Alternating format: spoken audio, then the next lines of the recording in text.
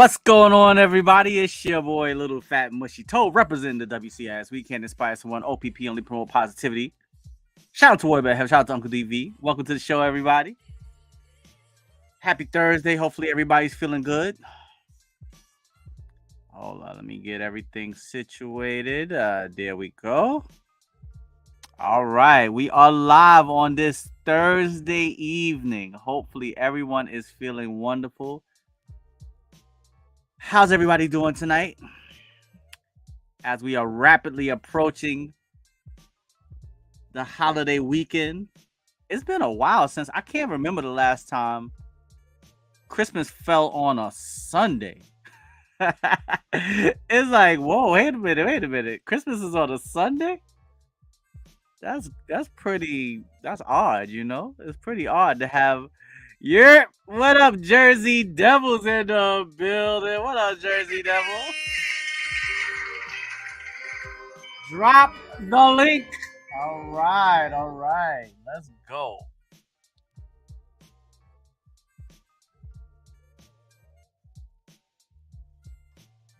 Jersey Devils in the building with me tonight.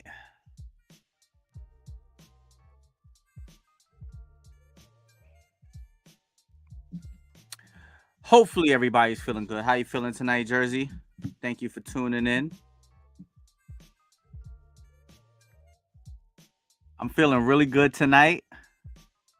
I was well rested. I just got in from work. I already ate. I'm good. Like, I'm ready to stream, you know? Like, I'm ready to stream now. I won't have to quit in the middle. Everybody that's tuning in. Oh, man, wait a minute. I even set up. Oh, Lord, wait a minute. I even set up the Instagram. Lord have mercy. I forgot all about my Instagram people. All right, hold on. I'm sorry, y'all. All right, give me 1 second, Jersey. Hold on.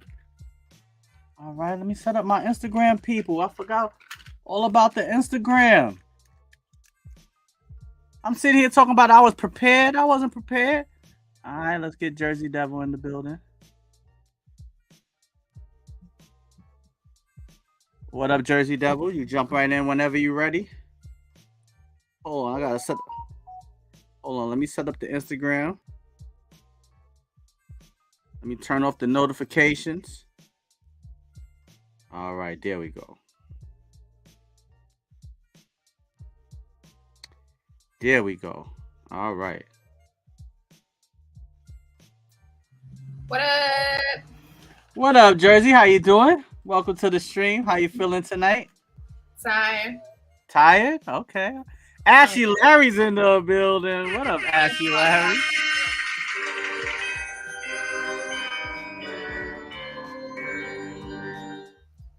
What up, Shay the Babe? Checking in on Instagram. How you doing? Welcome to the stream. Shout out to Jersey Devil in the building. Jasmine is in the building. What up, Jasmine? Close. Oh, okay. Jersey done stepped up into the room. What's going on, Jersey? Can you make my picture like small? Nope, I can't. Ain't nothing I can do. You gotta do something. I don't know. I don't know how to fix it. What up, Jasmine? Jasmine's in the building. All right. Hopefully everybody's feeling good tonight. Jersey Devil's on the stream with me tonight. Jersey, how was your day today? You feeling good? Long day? Yeah. Well, I mean, wait a minute. It's only 4. Yeah, hold on. I'm tripping right now. I'm on East Coast time. Your day is still in the middle of your day. It's only 4 o'clock. Okay. Ashley Larry said no small pictures. We want 100% of Jersey. No, we don't.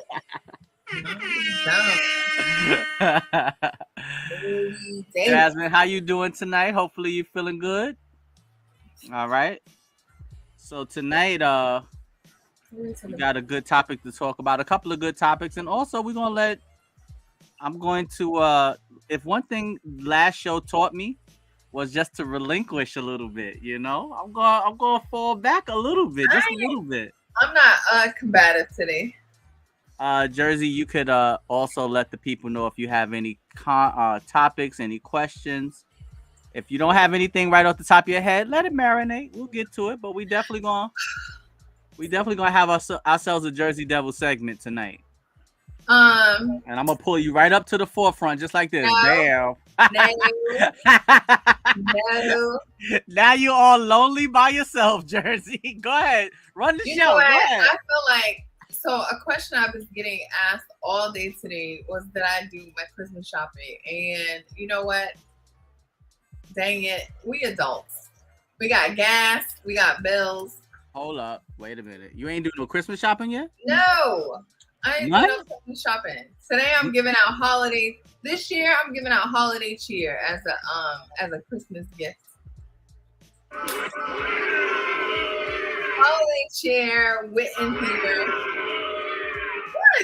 Is this not a time to be together? Huh? Is this not a time to be together and enjoy each other? It is a time to be together, but at this time, people expected some gifts. I know. If I was in the circle, oh yeah, I want a gift. I'm telling you right now. I'm doing a adult Christmas party at my house, and Okay. we are drinking. All right. And enjoying each other's company. Okay, so your company is the gift. That is the gift. My company is a gift. You got some alcohol. That's a gift. Okay. Well, as long as you're willing to receive other people's company as a gift, then I guess it's not. All right. So then, yeah. All right. I take it back. Ain't nothing wrong with that. What? I'm ready to receive other people's company as a gift. Look. All right. So then, Then there's no harm, no foul. Unless you have children, and even then, I feel like as adults, this year especially, and last year and the year before that, just making it through another year is gets enough. What up, Bxthe? What's going on here on the Instagram? I say that because I already have what I wanted this year, which was my Oculus, which I had for a couple of years now. And I have my Switch. I don't want anything else. All right. Well, I mean, listen, I'm not knocking the fact that you don't want to buy anybody anything for Christmas. It's cool. I don't have a problem with that. Oh, hey, Jasmine. Sorry, I missed your comment. I couldn't see the comments. What up? Bxthe is in the building here on the Instagram. What's going on, my brother? How you doing? Welcome to the stream. Hopefully you're feeling good. Hopefully you are in the Christmas spirit. I love the Oculus. Ashy. Is that like the virtual reality? Yeah. Is it like video game or? Oh, okay. You could do is it strictly like gaming, or you can do like other stuff with it? You can do other stuff. There's games on there. You meet with people across the world. People are opening businesses on there. You go to comedy shows. There's storefronts, so people are able to sell merchandise. And so buy apartments in the metaverse. I bought a comedy show ticket the other day and went to a comedy show. I think I was on Facebook and they tried to get me to go to a virtual reality Biggie concert. I said, nah, I'm good. Dope. I'm good. Nah, I'm good. They kind of had one on there last year. Nah, I'm good. They got strip clubs. Yeah, it's something. I'm not here to knock nobody, but in my heart and in my soul, there's something devious about that. There's something ain't right about it to me. Oh, about an Oculus? No, it's something about that virtual reality and trying to get people to step out of the real world and live in a computer world, a virtual world. It's something about like that don't. Instagram and Facebook. It's connecting people in a virtual body. No. When you can go on there and I don't know. It's just something about it that don't sit right with me. It just I don't know. I know what it is, but I don't want to get into. I don't want to get into it. I'm not bringing you one this year. Huh? I guess Santa's not bringing you one this year. Oh, I got everything I want. Virtual strip clubs? Yeah, like now this is all right. Let me put it like this. There's a lot of lonely people in this world. And if they can find that type of stimulation in that virtual world, they're going to be addicted to it, and then I believe that their real life is going to fall apart. That's the problem right there. Just sometimes I'm up like 2, 3 in the morning because I'm on the VR. Exactly. That's what I'm talking about. And look, you're a busy, well-rounded, successful woman, right? So now imagine if you were someone that didn't have nothing to do. You could just sit around and be on this VR world all the time. It would be like you in quicksand, because you living in this virtual world, and you like, you know what? In this virtual world, I'm rich, I'm handsome, I'm tall, I got all the ladies, I got a job and a house. Yeah, it's something dangerous about that to me. It's just. Tove said it's the future. Ashley said Tove is the future. Virtual reality is where society is headed. Yeah, that's not where I'm headed though. Nah. No. I'm happy here. I'll be here to tell you all about it. Yes, I'm happy in the real world. I like to talk to people in real life. I don't need to. I want to be able to see and touch. If it's women around me, I want to see them and touch them. I don't want no. You need consent for that. Yeah, I'm good. Nah, I don't even want to get used to nothing like that. Nah, that's not sex in VR. You just talking to people. Like, wait. Hold on. I mean, wait. You're not having sex in VR. But my point is, on your day-to-day, let's just say your day-to-day, New York is not is an exception because it's kind of a melting pot. But on your day-to-day, you interact with the same people, right? Even if your city or your state or whatever, it's the same people who from your state or from your area. You get on the VR, you meet people in different states, different countries. You're able to talk to people, make friends, especially if you game. And a lot of your friends, like a lot of my friends don't game. So I'm able to meet people online who like to game. And so you just build like a community, you know? Ashley Larry, you got to the same thing. I don't know if you got me on the headset, but you got to turn something down in the background. My man Ashley Larry is in the building. What up? Charles Anderson is in the building. Yo, what Somebody up? Got their government up there. Charles, Mr. Anderson. Got the government up there. What's up, Charles Anderson? How you doing, my brother? Welcome to the stream. I've met some great people who like to shoot zombies at 1:00 in the morning. And every day, just about at 1 a.m., we all get online and we either play Pop 1 or we go shoot some zombies. Oh, okay. That's my man Knowledge. What's going on, Knowledge? What's going on, my brother? Go change that government. I hope you ain't got nobody, don't owe nobody no money or nothing. That's the cold government up on the. Gotta go change that government. What's going on, Charles, aka Knowledge? Welcome to the stream, my brother. All right, that's a little bit better. That was a.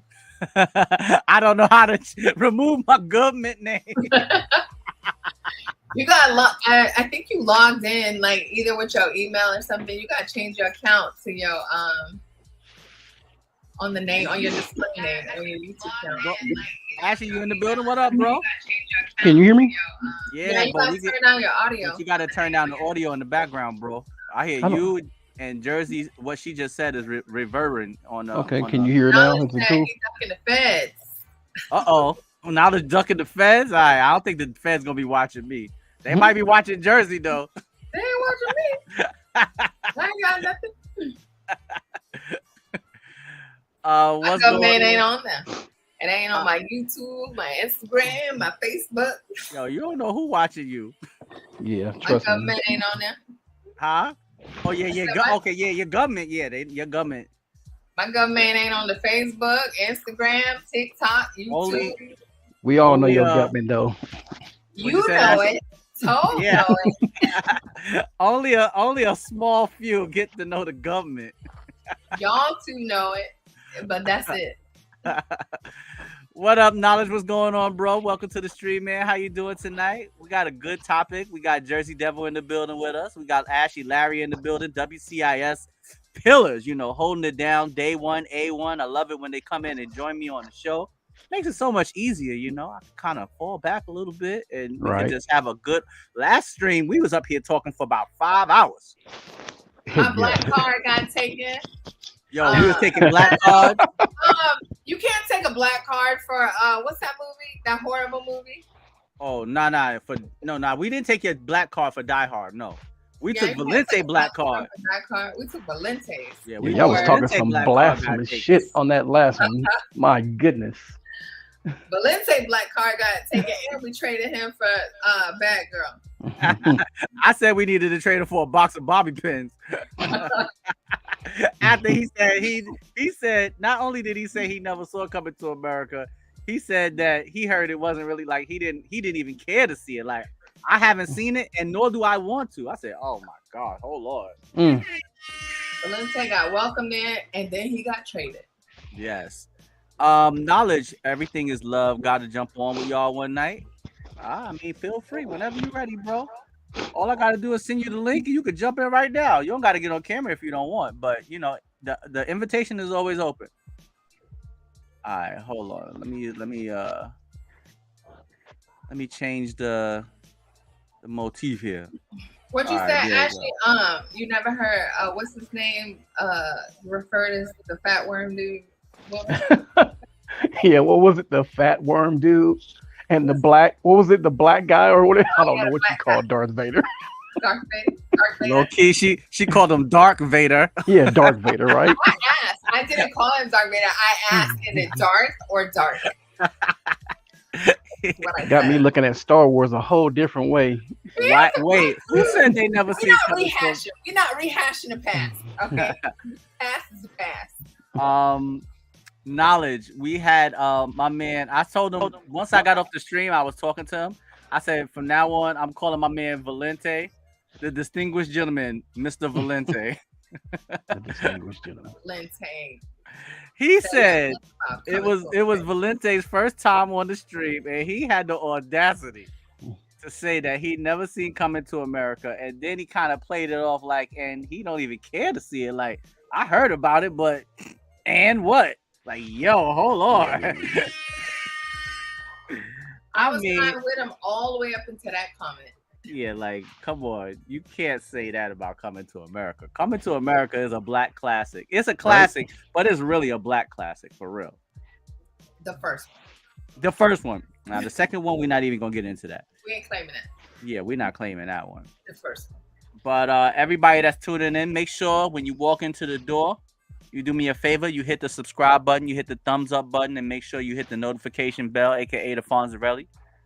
The thumbs up, and make sure that you know, make sure that you hit the thumbs up. It definitely helps the channel out, and the notification bell. No one admits that in real life. That's like that movie Life. You gotta keep that to yourself. Yeah, you're gonna lose a lot of points. And you definitely can't say that. You might be able to say that in some crowds, but you can't say that in a black crowd. You can't say that in a black crowd. Ashy, Larry, how you doing today, bro? How you feeling, man? Man, it's cold as hell out here. It's like 12 degrees with a wind chill of -5. We are freezing. Yeah, bro. What state you in, Texas? I'm in Texas right now. We had a cold front come through this morning, and it came through for real.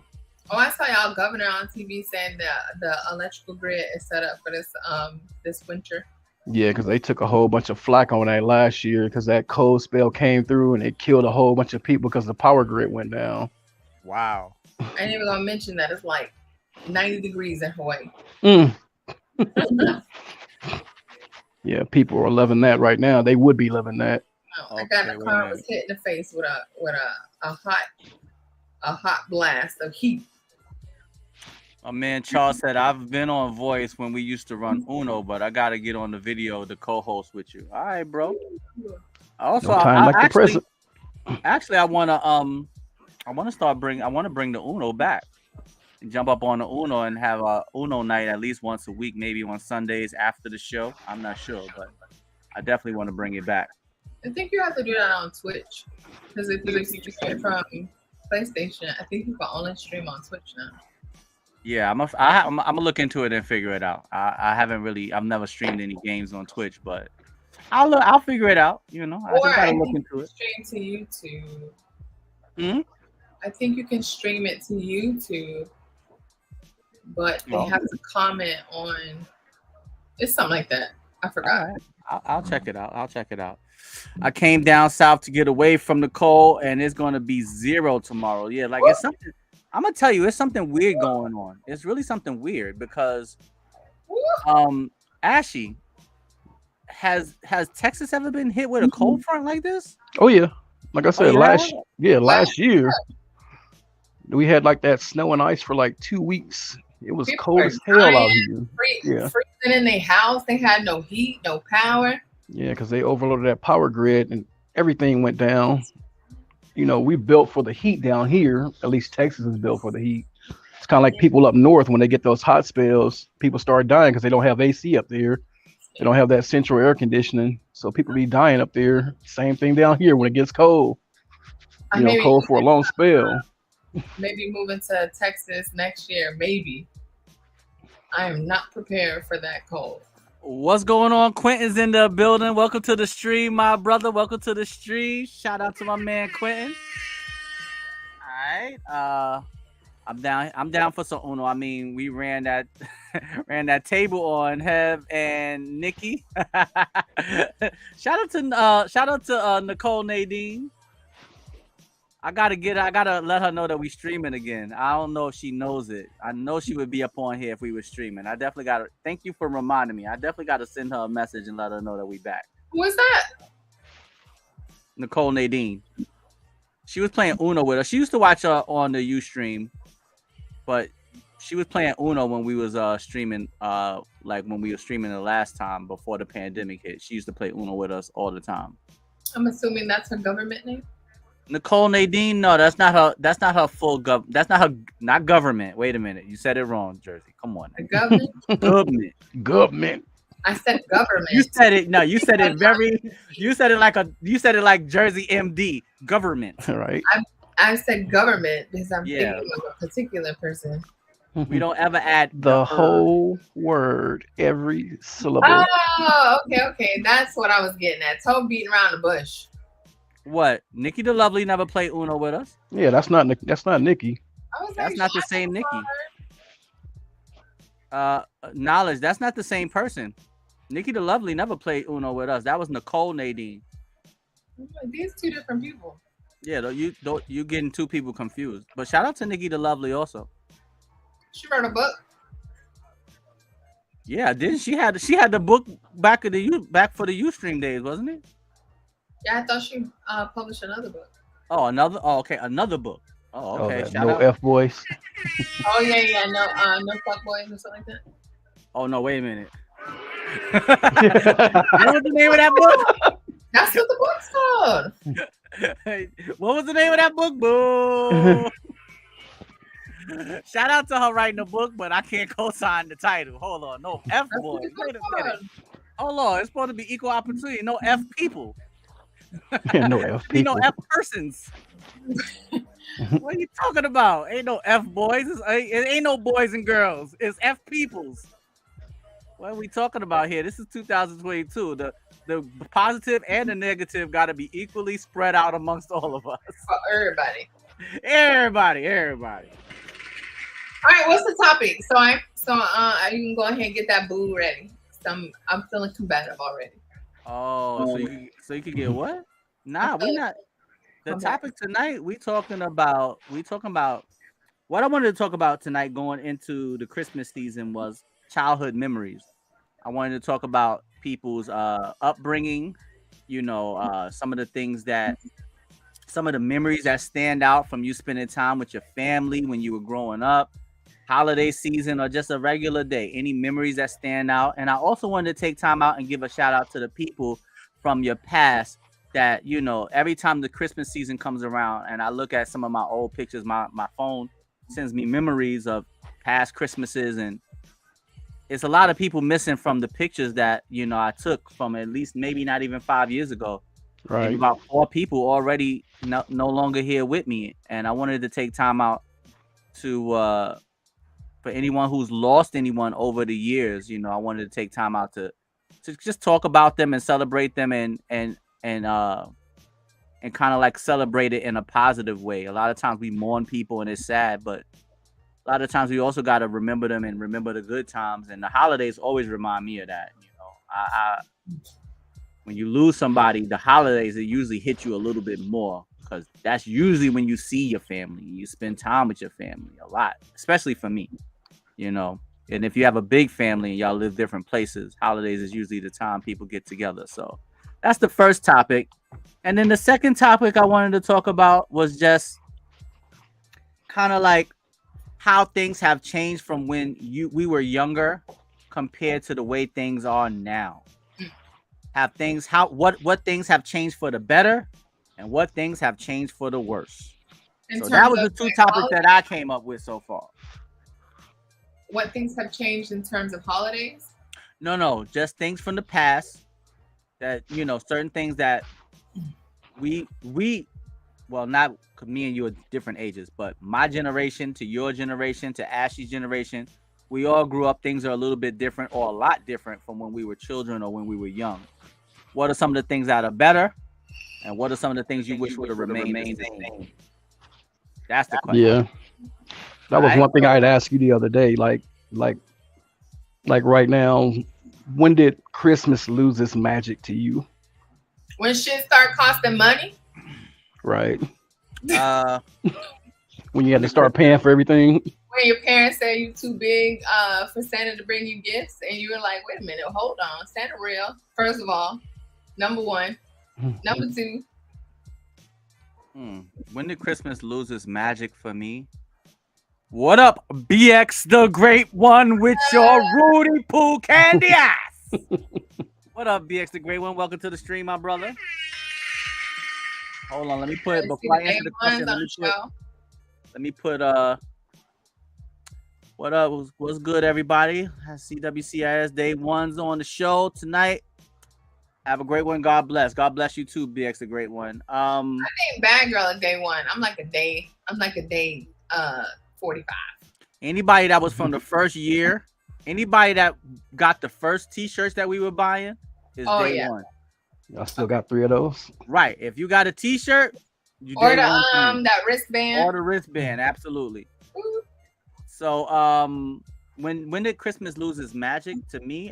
Christmas lost its magic to me.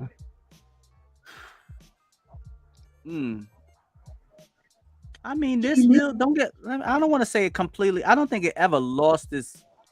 Well, like that childhood magic. Okay, the childhood magic. My childhood magic for Christmas left when my great grandmother passed away, because she had a big apartment in Harlem, and she would always put up a big Christmas tree. And I remember the gifts being up under the tree. And when she passed away, that childhood magic of Christmas passed away, because when I moved from that apartment into my smaller apartment, the smaller apartment was so small we couldn't put up no Christmas tree.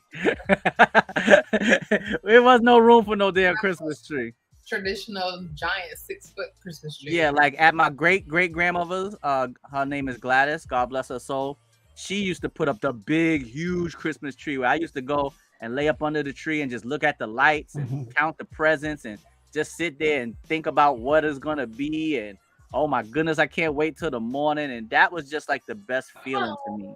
You know, it was just such a, I don't know, it was just like, it was kind of like a dream. Like it was just like some of the happiest times in my life. And once she passed away and we no longer had that apartment, and that gigantic Christmas tree was no longer being put up on a yearly basis. Right. That's when you bringing back the shirts. The shirts, Bxthe the Great One, you can go onto the website right now and buy a shirt, bro. They never left. For their website, it's not at the bottom, is it? Nah, I didn't put it up yet because I didn't want to. You know, I'm gonna put it up for the next stream, but I'm gonna send you a link, Bxthe the Great One.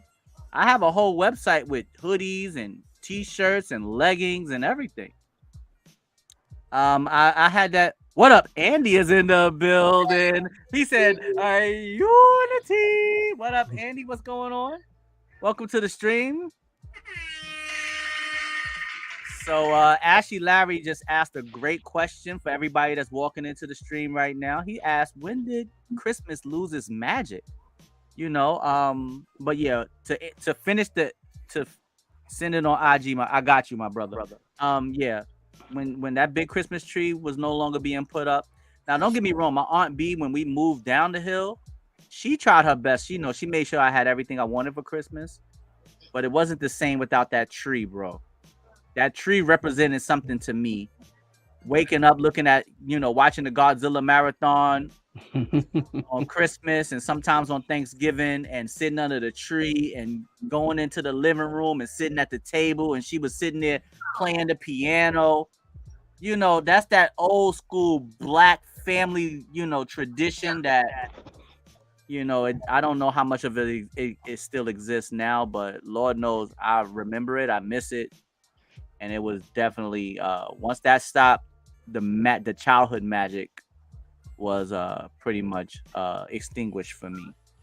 What about you, Ashley? When did it change for you? I mean, pretty much kind of like what Jersey said. When everything, I mean, it's really like not necessarily everything when everything got expensive. It was just that, now you're the one that's playing the Santa role. You're buying everything, and then somebody else is getting the credit for it.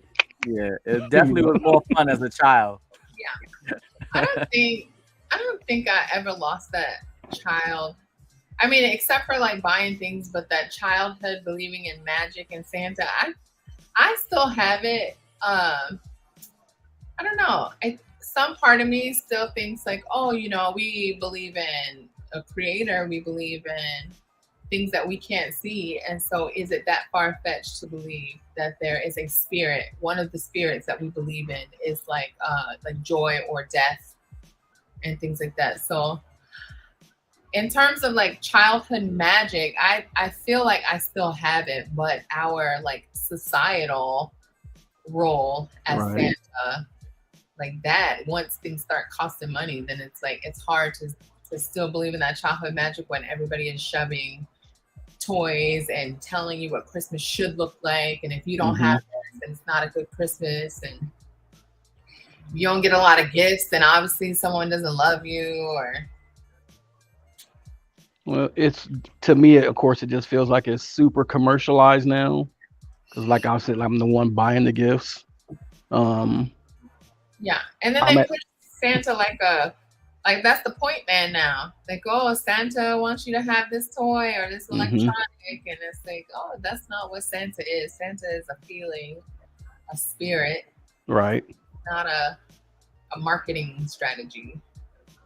Right. For me, I agree with Jersey. For me, that's why at first I was going to answer the question differently until he said the childhood spirit of Christmas, but that's when the childhood spirit of Christmas for me passed. It was taken away from me. But as an adult, I still have that spirit. Anytime I see my little niece, my little sister, or when Eric was young, he opened his toys. That's when I would get a little taste of what I felt when I was a child again. When you see someone in your family have that same joy in their eyes that you had as a child, it kind of reinvigorated me. It kind of made me feel like, okay, this is what Christmas is really about. And when you see a child so happy and just full of joy, and they just, that brings joy to my heart. So it never died for me completely because I'm still a big kid myself. Yeah, like I'm not even gonna hold you. I'm still a big kid myself. Like, I mean, you guys look at that Santa tracker that's on YouTube or Say that again. The Santa tracker. I haven't seen that in a while. Yeah. What is that? It's, you can go on there and it shows you like all the stops Santa makes around the world, and then you wait for it to come over your city, and then you're supposed to go outside. And so at like 3 a.m, he comes across Hawaii. So I go out on the balcony and I just sit out there. Like the kid in me hopes that I see something go across the sky. I do. But it's like one of those fun things. Like the chances are like slim to none. But according to us, this is when he comes over to Hawaii. So I go outside, I sit on the balcony, and it's just like one of those things that's like, oh, okay. I'm not gonna hold you, Jersey. That's beautiful. I really appreciate you sharing that, for real. I swear I saw something. Putting the milk and cookies out at night. Yeah, but I think that I also don't. I mean, I see a lot of people become so jaded with Christmas that they also start to destroy it for the children. And I think as children, you should allow them to have their Christmas without saying, ain't no damn Santa Claus. I'm the one buying all of this. Like, okay, we understand that you want your credit, and you don't want to give credit to Santa Claus for bringing the gifts. But now, when you destroy that fantasy, that the image of Santa Claus for the child, it's like you're robbing your child of something that I believe brought most of us a lot of joy as children. Knowledge said that his family, when he was a kid, all the family lived near each other, grew up with his cousins and stuff, but now they're spread out. And so Christmas is celebrated apart. Yeah, because my immediate family is all back in California, so that kind of lost some of its magic when that happened.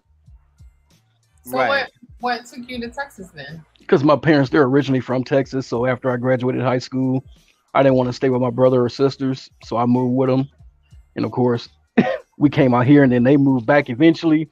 My adult life is rooted here in Texas, so I'm not going back to California. It's too damn hot to live out there. Andy said, "Amen. Happiness for our family is joy to the hearts of all of us. Giving to them brings us joy, but shouldn't be about expensive things. It's the thought of giving." Absolutely. Well, that's true. That's true. But you got kids. They're gonna want things. They gotta hang with the Joneses. This, or that, and the other. Significant other. Yeah. Or well, I guess siblings get it to some extent because they either been hitting you up all year, and then if you ask for something, if you a sibling, you ask for something after October, you might as well count that as your Christmas gift.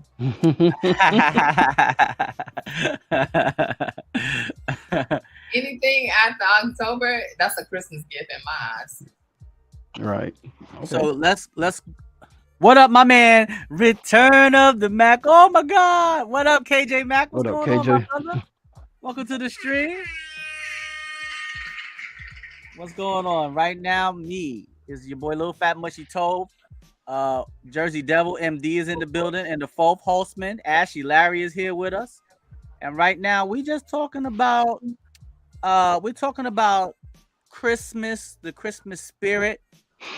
When did it leave? Do you still have it? Do you still, if you have children, should you allow them to enjoy Christmas without ruining it and letting them know so early that it's really mom and dad that's buying all the gifts and not Santa Claus because you want your damn credit? I mean, do you believe, KJ, what do you think about that, my brother? Jump into the comment section. Do you still have the Christmas spirit?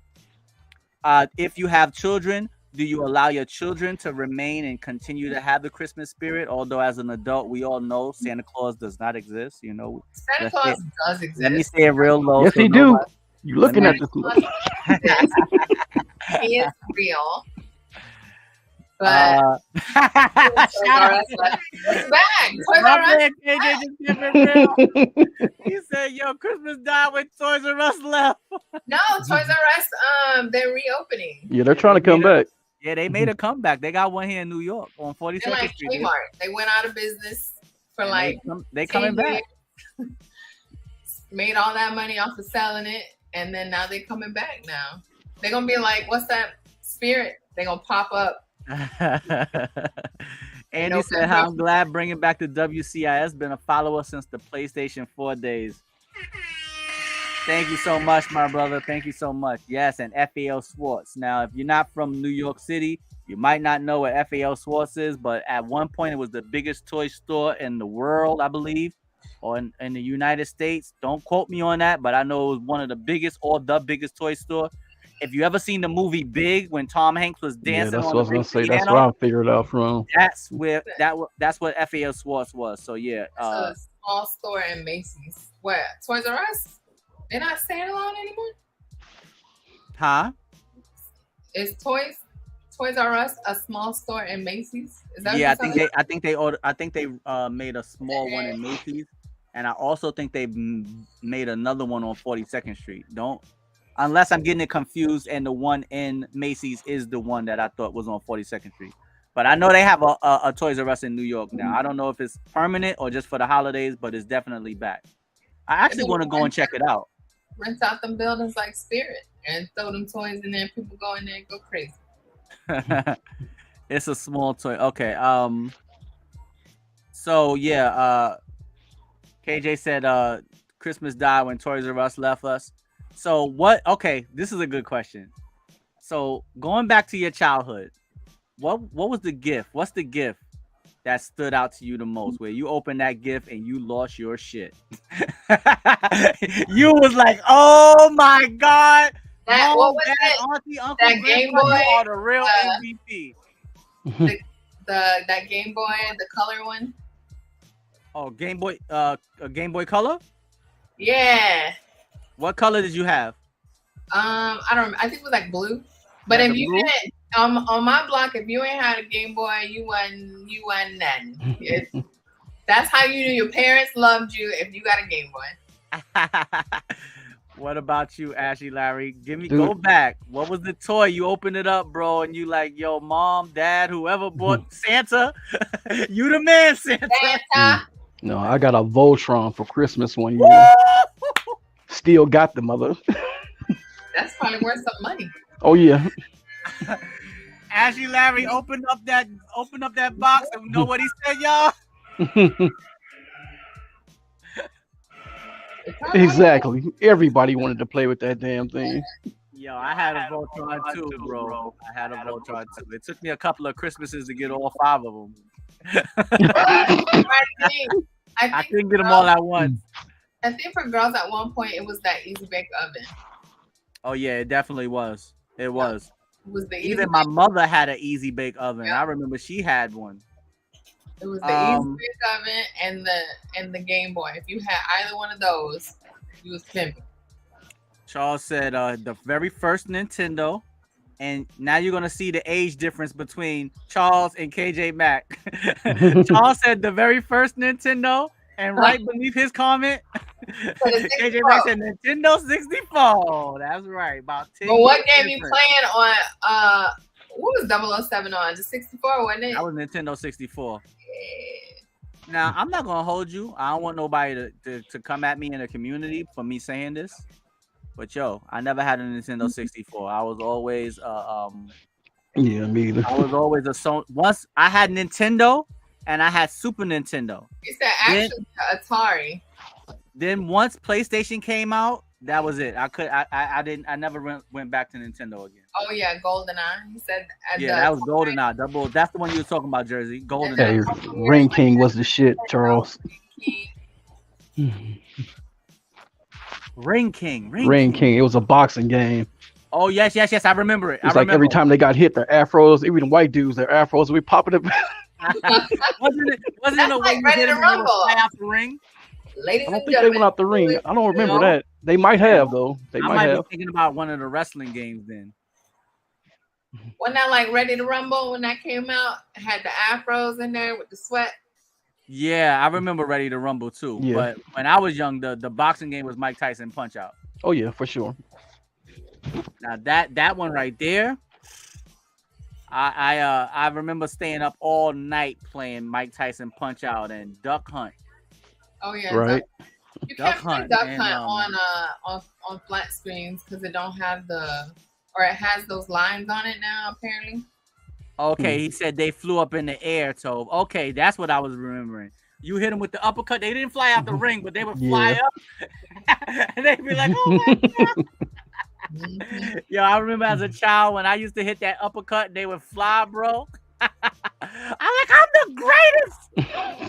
It's only like a couple 64 games I remember. That one, Star Fox and Zelda. I think were the only. I remember playing Zelda on Nintendo because I remember having that gold cartridge. Mm-hmm. And if you had that gold cartridge in your collection, you were the man. Because I think that was like the special limited edition. Because I remember there was a gray one, but then the limited or special edition was gold. Right. And I had the gold one for regular Nintendo. And man, you couldn't tell me nothing. You could And not. they tell said me. his wife bought him a 64 this year for Christmas. How you know what you got for Christmas? Because his wife made sure he understand ain't no damn Santa Claus. His You wife know who went bought credit. this? It was me, boo boo. Right. Now give me some red bottoms. Wait a minute, babe. I don't think a Nintendo 64 equal up to the red bottoms. I'm That would pressing be the even action. to me.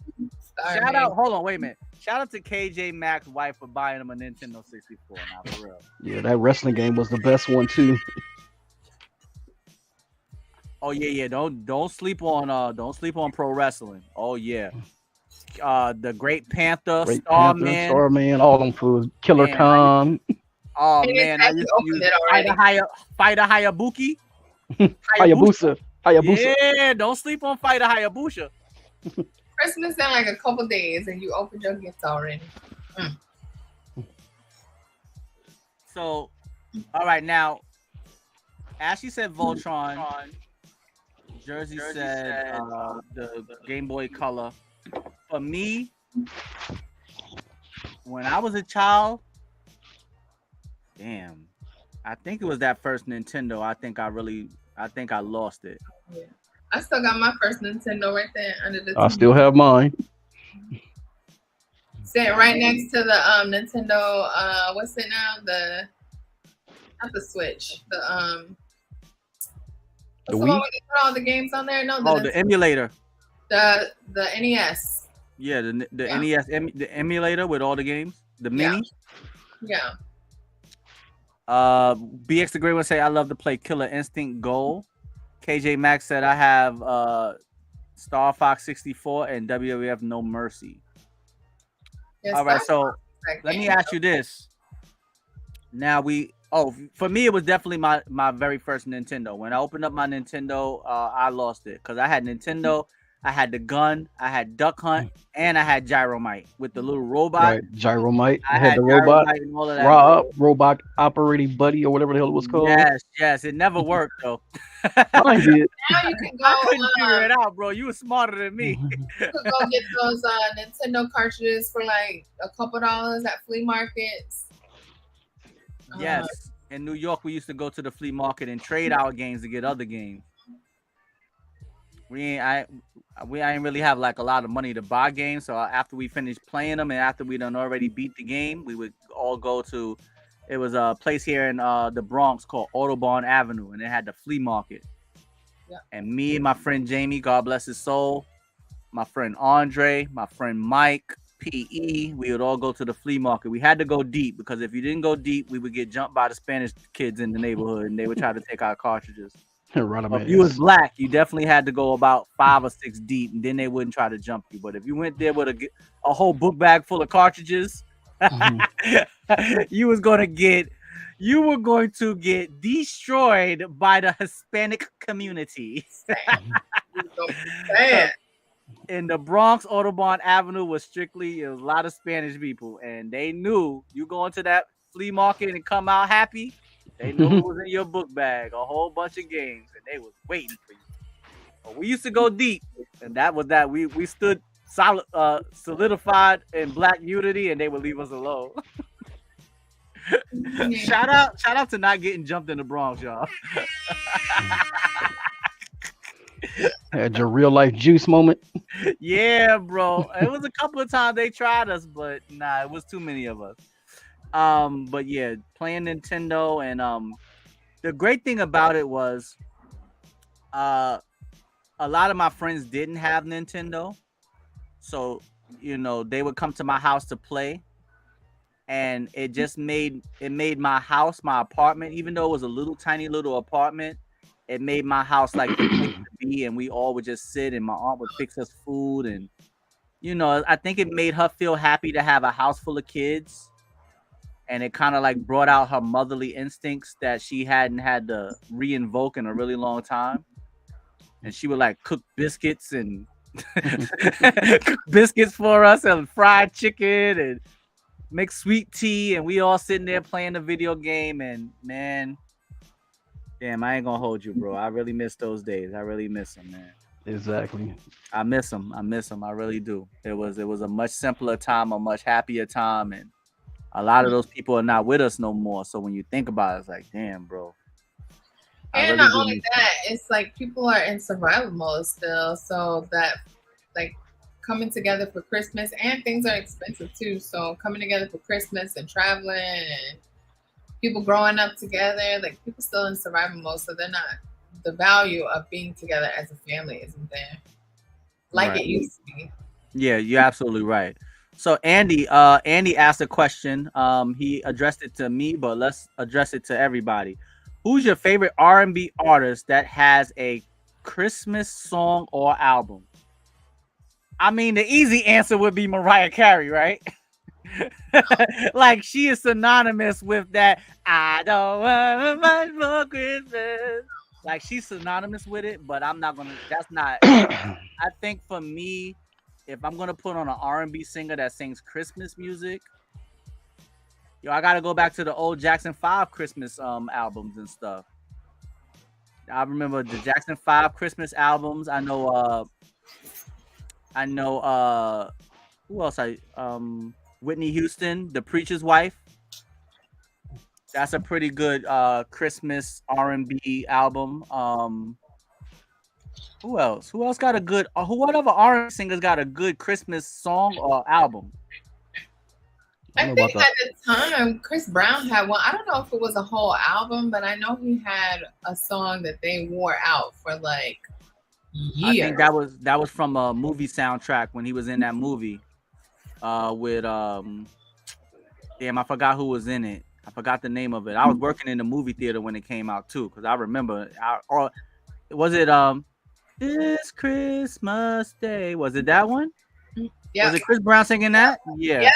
Yeah, that's what it was. I was working in the movie theater when that movie came out, and boy, I was so tired of hearing that damn song. Yo, I was so tired of hearing that song. Andy said Brian McKnight has a good Christmas album. All right. What was yours, Ashley? What's your go-to Christmas music? Well, I mean, it's not really an album. It's just the song, the original Donny Hathaway, "This Christmas." That's like my Yes, favorite Christmas song right there. absolutely, absolutely. And so many people like that Christmas song is reused. It's like it's eternal, bro. Like it's reused over and I never knew who sang it until maybe like last year. I didn't know it was Donny Hathaway. Doesn't Donny Hathaway have a daughter that sings Yeah, also? I think Okay, Layla all right. Hathaway. Layla Hathaway, right? I didn't want Hmm. to I didn't want to automatically assume that they were related, but I kind of automatically assumed that they were related. Let's see. I don't. The All only one I right, so wore out was the Chris Brown one. okay, And of so course, the Venerable Temptation song. Come on, man. Oh yeah, Temptation. I Anything Temptation. just listened to a song by Clarence. I think his name is Clarence Witherspoon. It's called Backdoor Santa.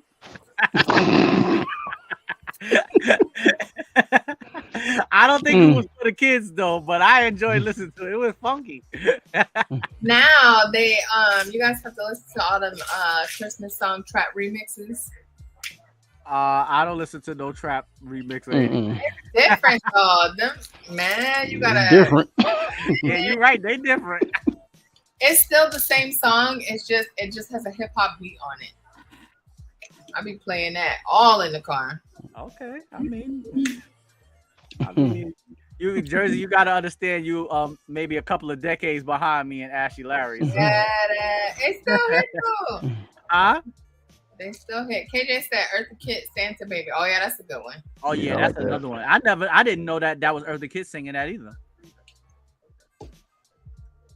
Her voice sounded so different on that. Like It's Like, I always no, I ain't gonna hold you.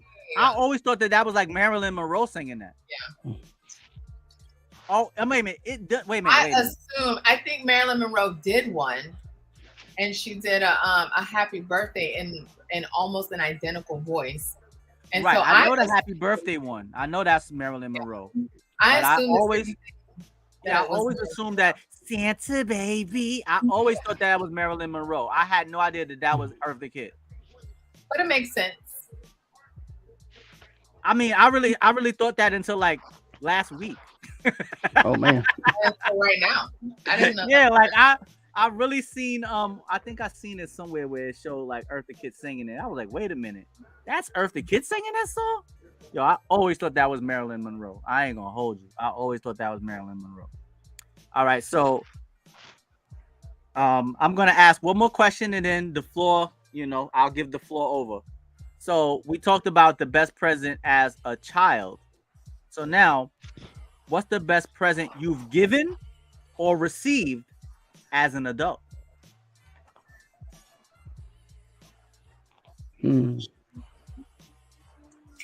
At any point, I would say at any point over 24 years old, what's the best gift you've given or received? I guess like 2 years ago when I went through all my issues, just the gift of life. I hear that. Okay. That's the best gift every day. Yes, that is every day you want to get that gift. Right. The hell with Christmas. But, especially in these times, every day you don't wake up coughing or sick or something. Lord. What about you, Jersey? I mean, obviously the gift of life. Ashley done went deep now. I feel like everything I'm about to say is frivolous. But I would say two Christmases back to back. One, I got that SNES, and then my Oculus are the two things that I use almost every day. Okay. For Christmas gifts given. When I got my sister that GameCube thing when she was little. Okay. And so she's the baby of all of our siblings. She's the baby. She's like a decade behind us. And so she just lost her mind. She thought she was hot. And so yeah, so that was like that, and then the Wii, both of them. And so she didn't understand, that the Nintendo was where it's at, but they had Nintendo Mario games for the Wii. But yeah, I would say that's the best gift I've given as an adult was to my sister when she was still a kid. Okay. The best gift I've received as an adult, I think Jersey just gave me a good starting point of what is truly a great gift. And I received a gift from an ex-girlfriend of mine maybe about 5 Christmases ago, I believe. And she got me the Foodie Ninja air fryer. Oh, that's the best gift. Yeah, let me tell you. I don't know what I would have did through the pandemic without that air fryer, bro. Yo, I can't remember the last time I cooked on a stove. I'm not gonna hold you. Yeah. I cooked everything in that air fryer. God bless you. I'm the relationship didn't work out, but her spirit lives on. Every time I make a plate of food. Once she show up and take it back. Nah, I gotta buzz her in. She ain't getting upstairs now. You want that gift back? Nah, she ain't never getting that gift. She can't get me or the air fryer back. I would say that's the third. Huh? That's the third. Like, I got the air fryer as a Christmas gift, and then the other two. But that air fryer sits in the middle of the stove. Don't even think about taking out a pot. I'm telling you, besides the internet, the air fryer is the best invention ever created. Yes. Right. Lord, air fryer is life. It is life. It is life. Okay, so that's the best gift that I received. The best gift that I have given as an adult. I remember I was an adult and I was definitely over. I got Eric. I remember one Christmas with Eric. I got him a WWE wrestling ring and a whole bunch of WWE figures. Not the Silky Hogan doll that he has sexual relationships with, but a whole bunch of little WWE action figures. And he was a child, and I was an adult at that time. And I mean, me and Eric really grew up big wrestling fans. And after our aunt passed away, you know, a couple of Christmases, it was kind of tough. We were struggling a little bit. So it made me feel good to at least, you know, once I got myself back together and was able to pull together a little bit of money for Christmas to at least get him something. I was able to get him something, and when he opened it, he really, you know, I could see that he was really happy, and he sat and played with those toys and Intercontinental Hulk Hogan versus Macho versus Shawn Michaels versus Brett versus Undertaker versus Big Boss Man Jake the Snake. I mean, he was just in there.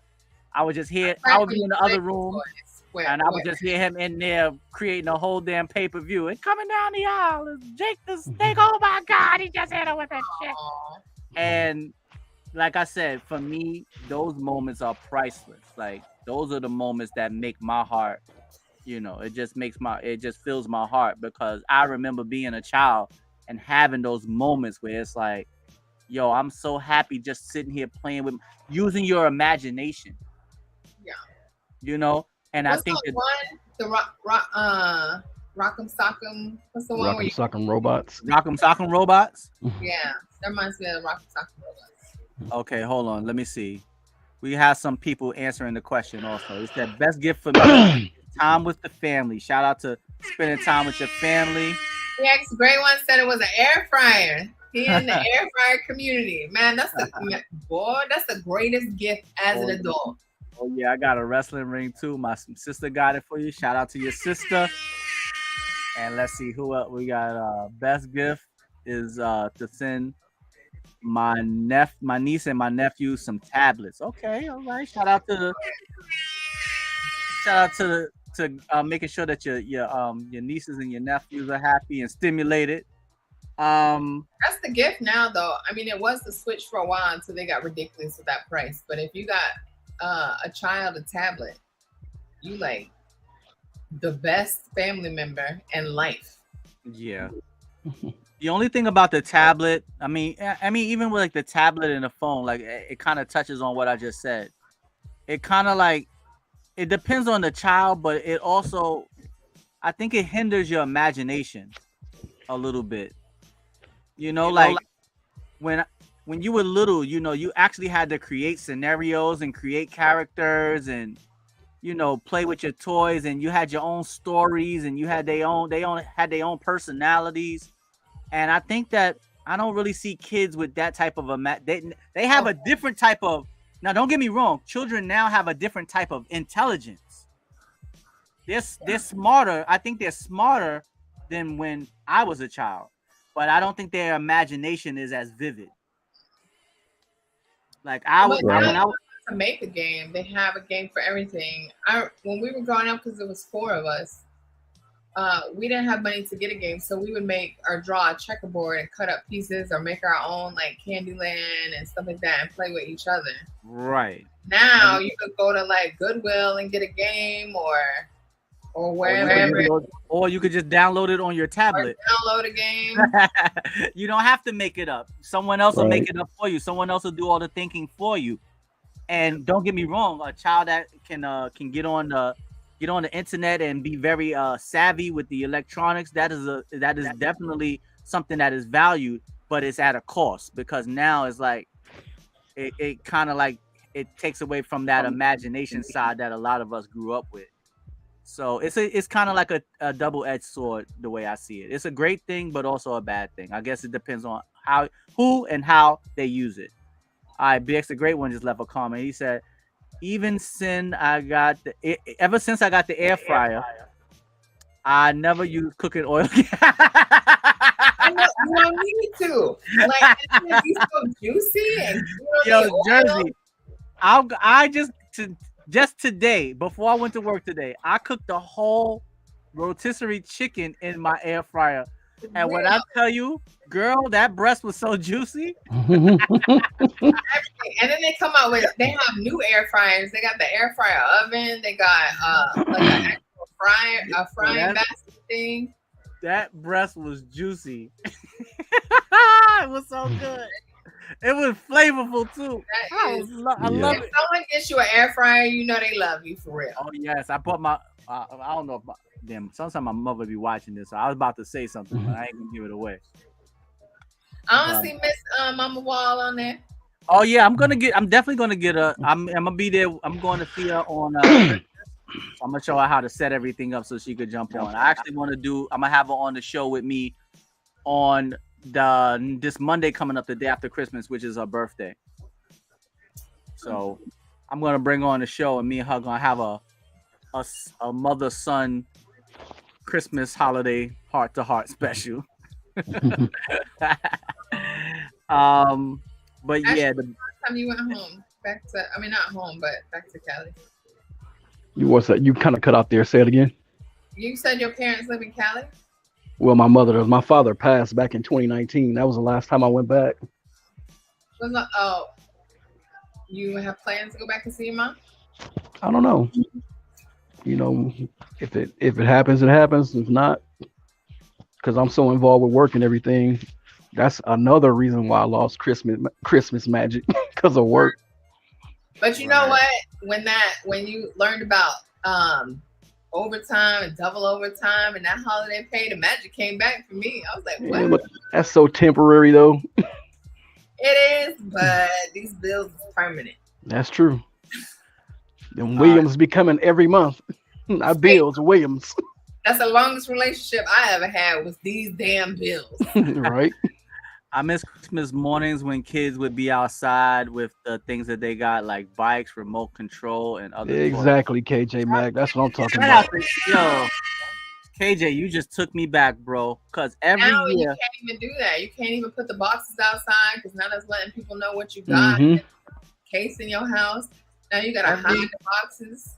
Every year, my aunt would get me a very cheap remote control car, but it was a staple.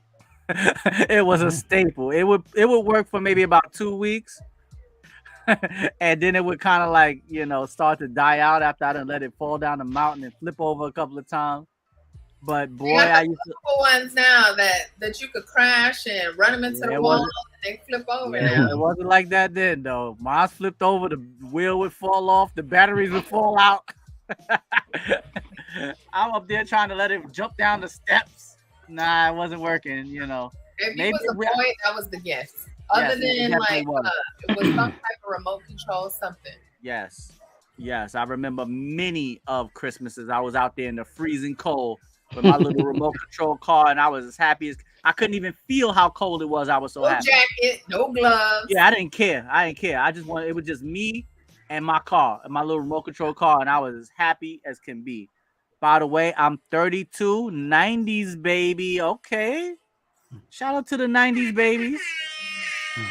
That was the gift. He was a boy. It was anything remote control or something wrestling. Or Transformers. Yeah, action figures back in the 80s. Yeah, don't forget about the action figures. G.I. Joe, He-Man, Transformers, GoBots, Ultron. And I mean, that's another thing that I feel like the kids are missing out on. Is like everything is on the computer now. Nothing is really tangible. Like I can grab. Let me see who I'm gonna grab right here. Let's grab Bumblebee. But that's when they had gender. Like when I was getting this when I was little. Boy, I would just be sitting there and transforming it and bring it back and driving it. This little toy would bring me 3 hours, 4, maybe 10 hours of just imagining and him flying around and doing stuff. And it's I don't know. It's that kind of magic is lost, and is something. It is valuable. It is valuable. Yeah. It is. Girls had what? Furby. The Easy Bake, and then that little Tamagotchi thing. And Barbie, Cabbage Patch Dolls. And then the Barbie that you pull the thing and it spins. And the Tickle Me Elmo was real big. I remember people getting trampled to get a Tickle Me Elmo. And it was another one, wasn't it like a bear? Not Teddy Ruxpin?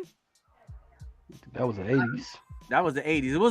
It was something else that everybody was trying to get. It was Elmo and it was something else. I can't remember. And people were going I remember they were going crazy for them damn brat dolls too. Oh yeah. The brats. Oh yeah.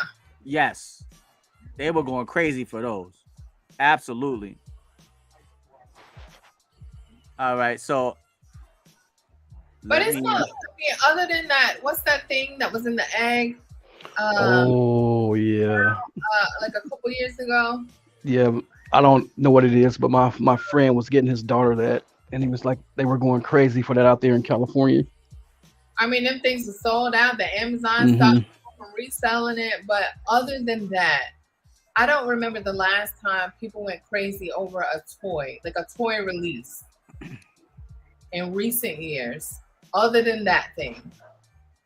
A toy release in recent years? Yeah, I can't remember nothing. Yeah. Other than that stupid egg. Oh, well, it wasn't stupid egg, but it was like an egg and it had some type of animal in there that like a hatch. Yeah, a hatch. Yeah. I forgot what it was called though. It's called a Hatchimal. A Hatchimal? A Hatchimal. Oh, that's what it was called? Yeah, it had a little animal and then it pecked at the shell and it broke open and you had this like little fur animal thing in there. But other than that, because what it used to be like super soakers were like, I feel like that was the last big craze, was like a super soaker. I had a super soaker. Something taking people's necks off. I had the pump shotgun super soaker. Right. And me and my friend Jamie, God bless his soul, we was pretending across the street in Harlem where I lived in when I was little. It was like a park, and it was the park had a mountain, and me and Jamie had he had the machine gun super soaker and I had the pump shotgun super soaker, and we would go up into the mountains and pretend that we was looking for the predator. We'd be looking up in the trees to see if he's gonna jump down. Huh? Said super soaker was invented by a black dude. Oh, it was? Yeah. Oh, Sierra's in the building. What up, Sierra? How you doing? Welcome to the stream. Welcome back to the WCIS. Sierra, how you doing? What's up, Sierra? How you doing? So far, we talking about Christmas, the Christmas magic, the gift of giving, some of your favorite toys as a child, some of the gifts that you've given that you love, some of the gifts that you've received that you love. That's what we're talking about right now. Jersey, you looking it up? Yeah, his name was Lonnie Johnson, and the Super Soaker made over $1 billion. Ooh, shout out to Lonnie. Yo, that's the most black name you can have, Lonnie Johnson. I got a homie named Lonnie Johnson. Shout out to Lonnie Johnson, y'all. He invented the Super Soaker and the Nerf gun. Oh man, I hope his family still own them. I hope so. That Nerf gun. Once you started shooting projectiles, it was over. You ever said hanging out with the boyfriend and his family? Tell your boyfriend and the family happy holidays and thanks for tuning into the WCIS. All right, so I want you to answer that question and ask your boyfriend too. Ask him what was the best gift he ever received on Christmas as a child, and what's the best gift he's ever given or received as an adult. And I know y'all young adults, so we talk about toys, tangible things. We ain't talking about no hugging and loving and kissing. We ain't talking about that puppy love, all right? It ain't Freaky Friday yet. All right. So that's the question. What's your boyfriend's name, Sierra? So I can give him a shout out. Unless he watching, what did you get him for Christmas? If he watching, don't tell. Nah, she said she hanging with the boyfriend and his family, so he got to be lurking somewhere in the background. Who are these people you watching on his phone, sweetheart? Who's this Ashy Larry and little fat mushy toe? What's going on? Oh, stop it, silly. They're just my friends with the WCIS community. All right, I've never heard of this community. Yes, Sierra. So what's your best gift you received as a child? Ask your boyfriend too. And what's his name? Wait a minute. Wait, did Jersey Devil say that she got an air fryer on the oven now? They got an air fryer oven. They do. It's like the air fryer oven. Oh yeah, they definitely do. It's like a fryer. Now it has like an oven thing. But the regular Foodie Ninja, it got a frying action on it with that basket. Yeah, and then the one I have, you can actually take the top off and then turn it into a steamer. And That's pretty dope. Yeah, I'm telling you, that was the. Nah, I ain't gonna disrespect my ex-girlfriend like that. But I was about to say something too. But I'm telling you, I'm happy I walked. I'll say it like this: I'm happy I walked away with the air fryer. At least I got something good out of it. So, question: Do you give back Christmas gifts? Obviously, you don't. Hell no. Hold on, I gotta take my glasses off for this. Wait, if it's an expensive Christmas gift, do men expect that back, or you just chuck that up? No, just chalk it up. Nah, if you buy something for somebody, you don't never. Gentlemen all over the world. I don't know how many people ever gonna see this, but this is gonna be on the internet forever. Unless it's an engagement ring, I think the only thing you should ask back as a man is the engagement ring. But anything else that you give to a woman as a gift, if you ask for it back, you are a bozo. Exactly. That's why in the court of law, it's stated a gift is a gift. Yes. KJ said charge it to the game. Absolutely. If you are completely in your feelings, if you talk about I want my microwave back too. Not the microwave, that's the household and I want the ice tray too. So then what's the cash limit? Bro? If you're what's the limit you think people should spend on money when you're dating versus when you're married? I don't think you should put a limit on it. I mean, I think you should buy. I don't think there should be a limit of how much or how least. It's like you gotta do your due diligence and find out what's something that the person wants or really needs, and you get it for them. You know, regardless of what the price is, to make your lady happy, go get it for her. If she's really down for you. I'm not talking about some weekend. I'm not talking about some girl you met over the weekend. I'm talking about somebody that you got some equity with. Bxthe said he not giving no one they give back. If y'all got some equity together, go ahead and get her what she wants. If she doesn't, if you paying a close enough attention to your lady, you know what she wants. And if you even paying closer attention, you definitely should know what she needs. If you don't know what she wants, you should definitely know what she needs. So get her something that she needs if you don't know what it is that she wants. I think there's a limit. But I don't think it should be a limit. I think it should be maybe it might be a limit looking at it from a woman's point of view. It's the thought process that should be the limit. Yeah. Like if you're not hold on. Ashley Larry just dropped a jewel on us. It should be. The thought process should be the limit. God bless you for that one, Ashley. You shouldn't be out here getting gifts that are beyond your means. True.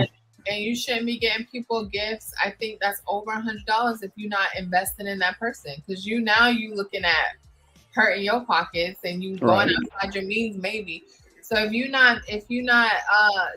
don't see a future, y'all not building something, or y'all not dating, then you shouldn't be out here just spending money recklessly on gifts. Because that's when you start asking for things back. Because now you need to go sell it. You said $100? I'm just saying, you shouldn't be out here. Nah, I didn't spend $100 on women I was just dating. It wasn't even that serious. But if we was dating around the holiday season, I gotta get you. If we dating around the holiday season, I'm just gonna get you something nice. I don't. It doesn't necessarily have to be $100. It don't have to be. Huh? You and Ashley make your own money. Y'all grown ass men. I'm talking about for the younger crowd. Oh, I thought you was asking us. Well, as far as there's a limit, but I'm saying, you as an adult, if you going out there spending money that's in your means, then by all means. But if y'all not, I used to do it in my teenage years too. I'll try to get the draws down. Right. see, Jersey. This is something you don't have to. You don't understand that side of the game. See, no, you ain't got to. You don't have to gift the man something to get the draws down. Right. Men don't always be in the mood. Jersey, stop it. I'm just saying. I know who the hell you think you fooling, but it ain't me. You ain't never been in the mood. Ever. Never. Huh? None of y'all ever said, "Nah, I'm not in the mood." Never in your life. Never in my life have I said nah. Wait a minute, hold on. Have I said nah? I'm not in the mood. Yes, I have in my life. Yeah, I have. Okay. I ain't gonna lie. Ashy looking like nah. I ain't gonna lie. I've said that I wasn't in the mood before. I have. I mean, there's been times, but not when I'm with her. No, I mean, you ain't never had a woman say, "Come on, let's go." Like, nah. Let's go. Got soldiers over here, man. I'm telling you. I had to say no one time because I was emotional. I wasn't. Because there's consequences and repercussions over that no. My emotions wasn't right inside of me. I couldn't I like to be intimate. So if I'm not, I'm gonna tell you why I wasn't in the mood. Because she wanted to sex the problem away. And I don't work like that. Okay, that's something totally different then. Right. If there was some emotional damage going on. Right. And trying to cure it with sex. We had got into a big argument, and she was just kind of like, don't forget about that argument. Come over here and get you some. I'm like, nah, I'm not getting about my feelings. Hell y'all no. Acting like women don't be out there trying to get the draws and having that. but you don't have to give a man a gift to get the draws, dogs. I'm just saying, that's just life. It's just life. It is what it is, Jersey. You don't got to worry about that. But as a man, if you're dating a woman and Christmas rolls around, and even if y'all just dating, and you talk about you're gonna get her a pair of gloves and a toboggan, she could be like, "You ain't never gonna get no draws, dogs." Like, you gotta get her something nice. As a man, you have to. You don't understand that side of the game, Jersey. You ain't got to worry about that. It's at your disposal. It ain't always at our disposal. It's not. Yeah, Jersey. Even on my best day, it wasn't always at my disposal. On my best day, I didn't have some good days, and even on my best day, it wasn't always at my disposal. I ain't gonna hold you. I done had plenty of lonely nights. I'm in my room like it's just me and you now. And it made no sense to scream because ain't nobody gonna hear.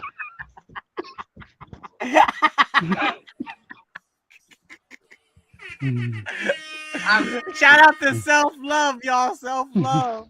I'm just saying. You gotta love yourself. They say love yourself. That's the first love.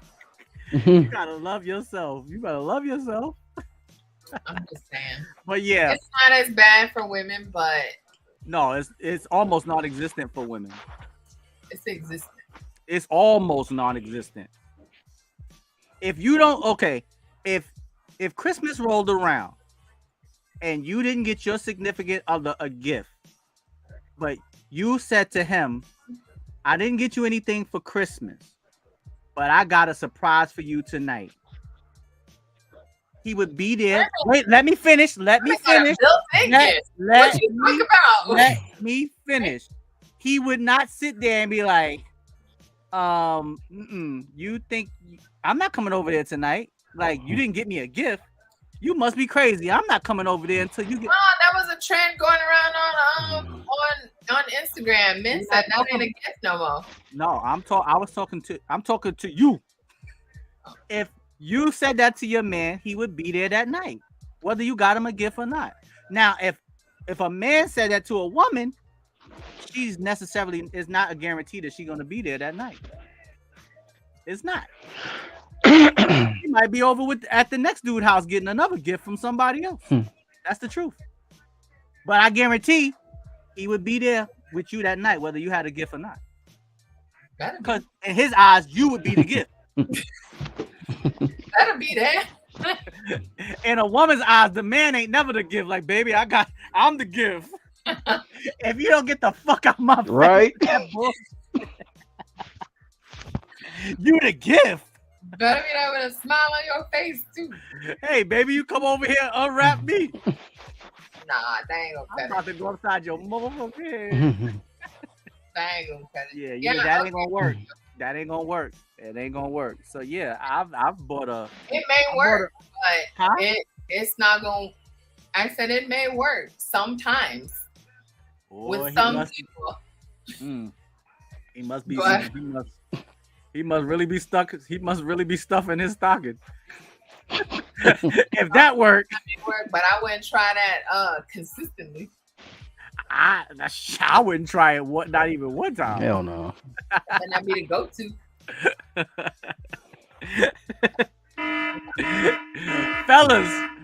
Fellas, don't listen to Jersey Devil. Don't ever try that. I'm saying for some people it may work, but it may not be your go-to in these. My man, Big J's in the house, in the mouth, up on the couch, up in your spouse. All right, fellas, I gotta get out of here. If y'all still on when I get back, I'm gonna hop back on. All right, Jersey. Thanks for having me. Always a pleasure. Absolutely. Thank you for being here. All right. Big J, what's going on, bro? All right, peace out. Unity. What up, Big J? What's going on, my brother? I'm telling y'all right now, do not take Jersey Devil's advice. Get your lady a gift, and if it's over $100, just make sure you keep the receipt at least. Right. Just make sure you keep the receipt. What's going on, Big J? How you doing, my brother? So the question that we was asking so far is, what are some of the what's the best Christmas gift you received as a child? All right, that's the first question. And also, I want to ask you. I want to move. Now we can move on. We can move on to the next question too.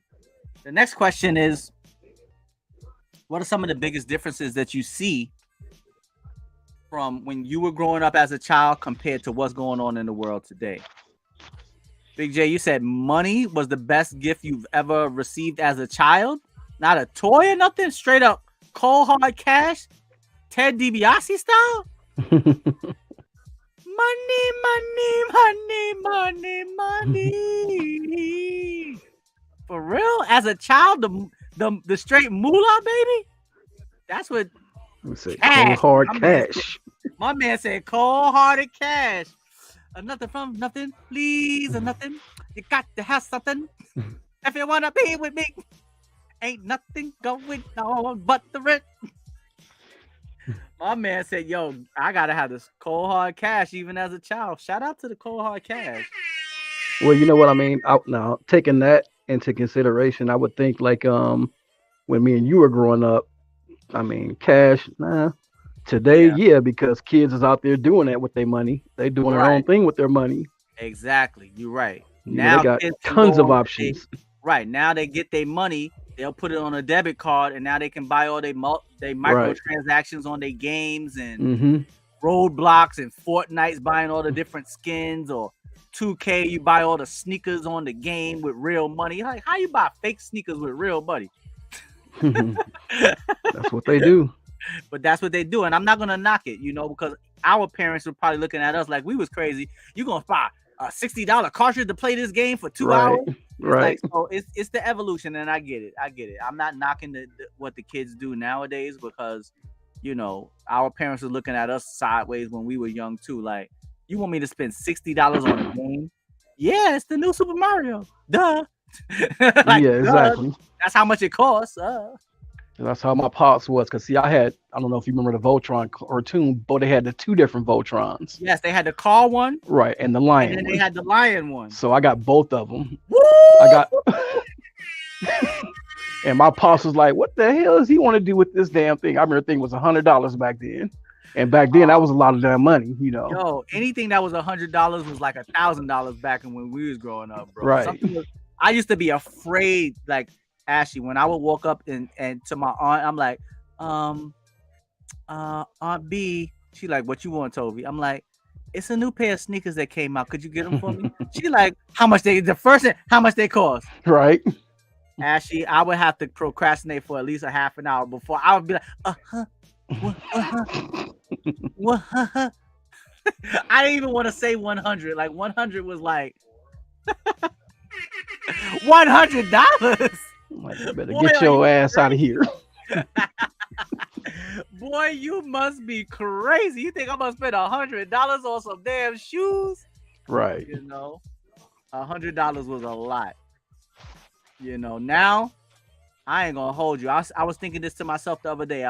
When I went to work the other day, it's like going outside, I can easily spend $100. Like just going outside, bro. In New York City, I go. I need to hop in the Uber, get something to eat. Might walk past the store, buy something. By the time I look up, I'm like, damn, I spent like $86 today. Yeah. Shit, Like, just go to Walmart yeah, like right now. It's ain't nothing like to spend $100. yeah, it's nothing to spend $100 now. But back then, man, if something had $100 price tag, Yeah. it was a different type of. You had to have a different type of approach when you had to go ask for something that costs $100. Yeah, if it wasn't a special occasion, you can chalk that one up as a loss. I remember I asked my aunt for the G.I. Joe hovercraft. Had that too. Oh, I had the hovercraft, bro. And yo, nobody in my house was taking no baths for like 3 months.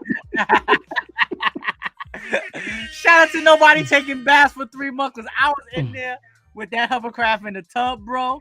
Right. Yo, I was like, yo, close the door and leave me the hell alone. I'm about to go have a mission with my hovercraft. Oh yeah. my goodness, those were the good old days. I'm telling you. And my friend Jamie, God bless his soul. That was like my G.I. Joe ride or die buddy, man. Like every Christmas, we would get our G.I. Joes. He would get like he had the jet. I would get the helicopter. I had the hovercraft. He had the mobile battle station. And we would go to each other's houses and just, man, like, Jesus Christ, Ashy. I'm telling you, bro. I do. I understand it. I get it. Because those were the good days, bro. Those were really good days. I mean, I can look back at my childhood and say, yeah, I was blessed because I had a whole bunch of shit back then. Yeah. You know, and a lot of my friends had it too. You know, we didn't grow up poor or nothing like that. Wasn't rich, but I mean, we was good. Right. And, you know, just had a whole bunch of toys. You know, when I asked for something, you know, I pretty much got it. Not like I was a spoiled brat or anything, but, you know, come Christmas time, you know, it was time to get it. Right. I got it. Yeah. If you had both Voltrons, yeah, you was doing good, bro. And I still have those. I still have them to this day. God bless you, bro. God bless you. You know, so it wasn't like I was just like playing with it and throwing it away. I kept this shit for years, for decades. Right. Because it has that sentimental value too. Right. Once you become an adult, obviously you're not sitting. I mean, you can see like right over my shoulder all these toys and stuff. I'm not sitting here playing with the toys, but it has a sentimental value. I think that a lot of times people don't understand as men as we get older. I think men don't. I think a lot of men. I think women want to grow up faster, and men want to stay younger, longer. You know, it's like women hit fast forward when it comes to, all right, I'm ready to be grown. I'm ready to, you know. Where men, we don't hit fast forward when it comes to wanting to grow up and leave the childhood things behind us. Right. You very rarely see a woman talking about, oh, I want to go collect, you know, comic books or toys. That's not something that really women are really interested in. But you see a lot of men like to hold on to stuff like that because it's a part of our childhood. It's that nostalgia. It's that reminiscing. It's that remembering back to those good old times and the good old days. Right. And it's something that for some reason it just seems to be much more prevalent with men. I mean, that was the most fun I ever had in my life, so those were good memories for me. Right. So I like to hold on to them. Yeah, I don't know. Maybe I don't know. Maybe do you believe women feel like their childhood is the best times of their life, or do they feel like maybe they're grown? Maybe when they get older, they feel like maybe their teenage years to women are the best times of their life. Because you know what? I'm just thinking about it. I very rarely hear women say when they was a child it was the best time of their life. Like, really think about that. How many times? I don't think I've ever heard anybody say it either, but you know, I hear men say it all the time, but I don't remember. Let me really think about that. Nah, that's on everything. I don't think I ever remember hearing a woman say that their childhood, I'm talking about before double digits, before they even hit 10, was the best time of their life. I'm not saying that they don't feel that way, but I very rarely hear them say it. Right. I don't think I've ever heard anybody say it either. As girls. Yeah, that's true. That's true, Jersey. I think women best times of their lives is when they become a woman. Like, right. All right, now I got the power. Now I got the power. Yeah, but I mean, like those most of the time, especially if you were the oldest, you were forced to be the second mom. That's true too. Shout out to Jersey, dropping that womanly knowledge on us. Yeah, but I ain't gonna hold you. I'm with you, Ashy. Uh, from 6 to 12 was the best times of my life. I'm having the time of my life. Yeah, I mean, because like you said, there's no pressures. It was just about getting up, going to school, playing football, playing with your friends, playing with your toys, playing with your video games. I mean, you That's really it. not. It was carefree. Now staying alive out in LA, that was a different story, but still, Right. just as far as just like everyday things, no, it was just no pressure, no work, no wife, and no kid, no nothing like that. Yeah. You know what I'm Once you saying? start taking on the responsibility of wife and Yeah, kids, you be like, just let me go back to being 12 again, yeah. please. You got responsibilities now. Shit, you got to Yeah, take care of that's things. true. That's true. Yeah, you're right about that. I think also it's because I think I believe the narrative that is sold to a lot of young girls is you want to grow up and have a family and get married. So it would be very difficult for if that's the goal of a young little girl, if that's her goal and someone has put that in her mind since she was little, it would be difficult for her to say that when she was little was the best time of her life because she hasn't reached that goal that's been instilled in her brain from damn near 2, 3 years old, watching Disney movies, seeing the princess and the prince, and you Hmm. know, you know, and those things don't resonate with little boys the same as they do with little girls. Right. So maybe that's why they can't see the younger years as the best time of their life because they're nowhere near to reaching that goal that a lot of young girls are fed at a very young age. So maybe that's it. Now that I'm kind of thinking about it and trying to ponder it, maybe that's it. That But could be yeah, it.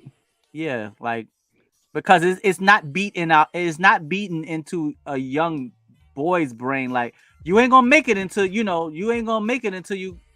Hold on, let's see. Let's say Jersey said girls have to watch what they wear, clean, take care of the young kids.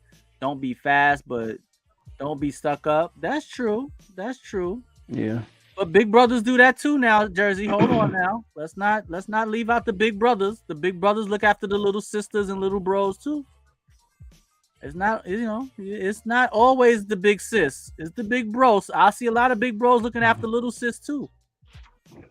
You know, so, but I won't. I ain't gonna hold you. The onus do usually fall on the young girl. So I guess if you're also being fed those type of adult responsibilities as a young girl, that might not be the best time of your life. It's like I don't want to change no diapers, ball. You very rarely see the mother force the son to go change the diapers or something. Right. Because in the traditional role, the female is the one taking care of home responsibilities, babies, cleaning, things like that. So yeah, I can see where that puts, a whole bunch of pressure on them as a young female. Right. Jersey just hit the nail on the head. She said, I'm saying as far as girls, so they ready to fast forward so they can be on their own. Right. Right. Because this is a different topic and I don't really want to get into it, but I'm going to mention it. A lot of times there seems to be a underlying tension between, I ain't going to say with all, but I've seen it on a lot of occasions. There's like a underlying tension between mother and daughter.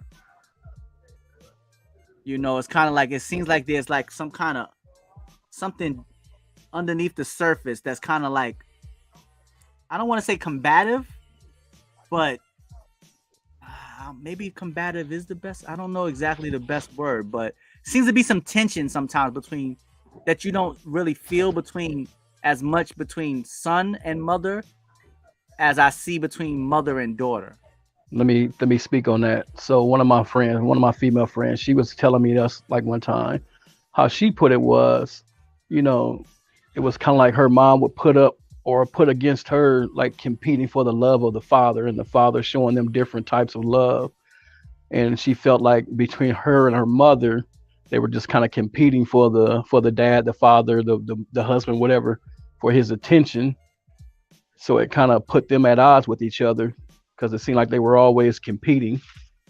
That's kind of like how she put it. Right. That makes a lot of sense. Jersey said, like you said, we were fed to grow up and get a man, and if you ain't married by a certain age, then somehow you're less than a woman or something is wrong with you, which that is definitely not true. And that's the old school thinking, because That's old school. Yeah, that's a really old school way of thinking. And ladies, I will say, what up? Wait a minute, what's going on? Keena White is in the building. What up, Keena? How you doing? Welcome to the stream. Men are taught that. Wait a minute. Men aren't taught that they are. Men aren't taught that. They are taught that they are the prize. Are men taught that they are? I don't think I was taught that. Jersey, I don't know if I was taught I was the prize. They are taught that they are the prize. I don't think I was taught that I was the prize. I think I was taught that the woman is the. Yeah, maybe I can't she just like just generalizing it. Now, with your situation, you were brought up with a lot of females. Now somebody that was in a more of a male-dominated family, they could be like, "Hey, man, you go out there and you get what you get." You the man. That's true. That's true. I was raised by women, so that definitely had an effect on me, for sure. I mean,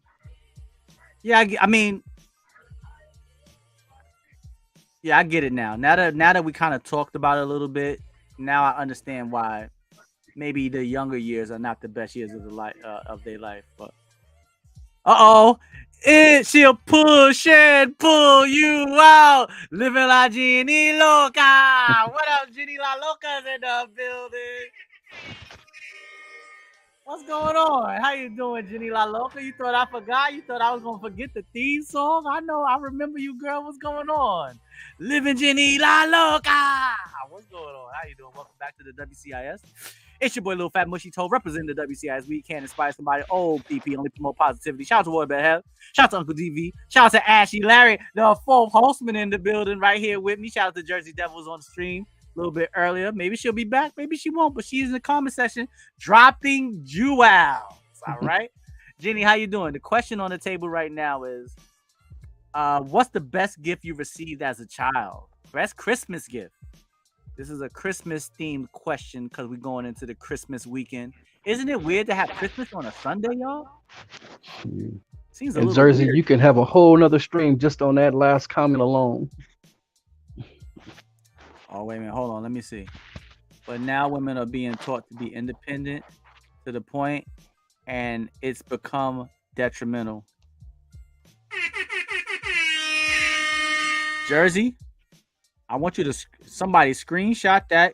Make sure you remember that comment right there, because next week, we're going to get canceled.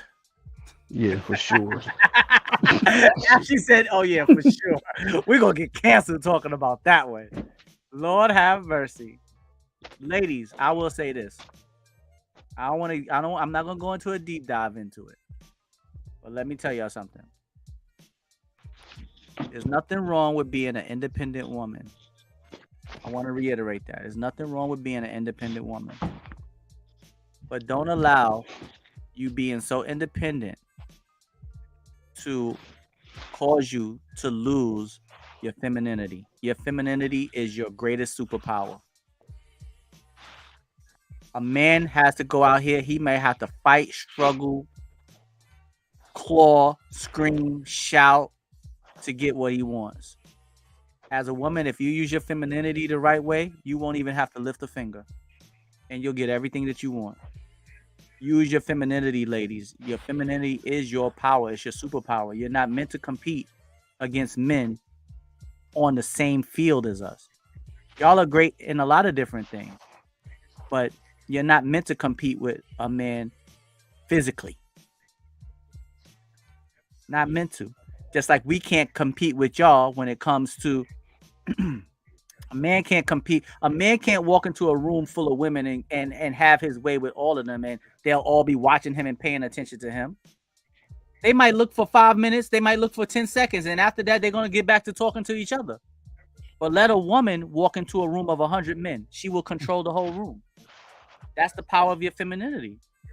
So don't be out here. It's okay to be independent. So it's okay to be out here and going to get yours and get the bag and be a boss and you know be all of those things. But don't let it be at the detriment of your femininity. Don't become so masculine that you forget your true superpower, which is your femininity. And if you know how to use that, you won't have to lift a finger. You won't even have to have a job. I repeat, ladies, if you know how to use your femininity, you will not have to have a job. You can choose to have a job, but you will not have to have one. That's all I'm saying. We know you could do it. True. We know you could do it. We know you can get out here and get your money and do not all the same jobs as a man, but y'all can do a lot of the jobs that men can do, a lot. But if you use your femininity the right way, you won't have to. You won't have to. That's all I'm saying. But that's a great topic to get into. And since she wrote it, I just had to say something because, boy, oh boy, I don't think what I said right there going to get us canceled. But just wait. But ladies, femininity is your greatest power. That's what God gave y'all, that power. Men don't have, our masculinity don't have the same effect on women as femininity has as effect on men. It's not even. It's not even. A masculine man may be masculine to 20 of the women in the room, but he may not be a masculine man to all 100. But if a woman walk into a room, her femininity will catch the attention of all 100 of those men. At some point, they will notice there is a woman in this room. A man might walk into a room full of women and they might not notice he there. They might not. But let a woman walk into a room full of men. At some point, give it about 5 minutes, and every man in that room is going to be like, yo, she right over there, yo. Yeah. Right there. That's the power. That's the power. That's all I'm saying. Be independent, be a boss, you know, get your money. You don't need no man, but don't lose your femininity. Please. Please keep your femininity. Cause ain't no real masculine man gonna want no real masculine man is gonna be attracted to masculinity. What as a woman, do you want a man who's attracted to masculinity? No, you want a man who's attracted to femininity. So be what he's attracted to. And he'll stay longer, he'll love you better, and he'll treat you better. He'll treat you right. It's no guarantee. But I think it'll give you a better shot. The odds are with you. May God be with you, and may the odds be with you. The odds will be with you. Yeah, because that's what we were talking about the other day when Golden Child. We were talking about, like, you know, one thing that we can't stand about the gender, you know, and I'm like, I can't stand when females are talking like they one of the fellas, you know, with the bro shit and all this, that, and the other, cussing left and right, 100% of the time, you know, just too masculine. That's not sexy. Yeah, that's man, that's a turnoff. Can I join? Yeah, absolutely. Bxthe the Great One. You ain't gotta ask. All you have to, when anybody that want to join the stream, all y'all gotta do is say, yo, Tove, drop the link. Or just say, yo, no, don't even say yo, Tove, drop that track, bro. And I got y'all. Y'all ain't gotta ask permission, bro. The show is for all of us.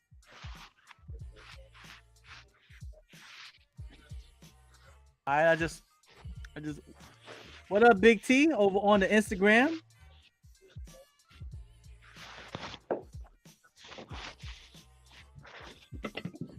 All right, Bxthe the Great One. I just dropped the link for you, bro. Jenny, if you're still watching, what's the Bxthe? Come on over to the YouTube channel, bro. Come on over to the YouTube. It's crazy. Like, I just looked up at the time. Damn, it's almost 2 hours. We be up on here just talking. It's like that time be going, boy. It's all good. It's all good too. Yeah, BX the great one. You could come on in, bro. But when you come into the room, BX, have a question ready. Have a question ready for the people, bro. All right. Ashley, you got a question for the people, bro? What you want to talk about, man? That was my question. That one about the Christmas deal. I'll think of one here in a second, but All right. that was one of my main ones because it's that time of year, and have a lot of conversations with friends, and they talk about their families. I talk about my family, and then it just don't feel the same. I mean, don't get me wrong. I love this time of the year. It's Right. cool, Me too. but it's just so much different.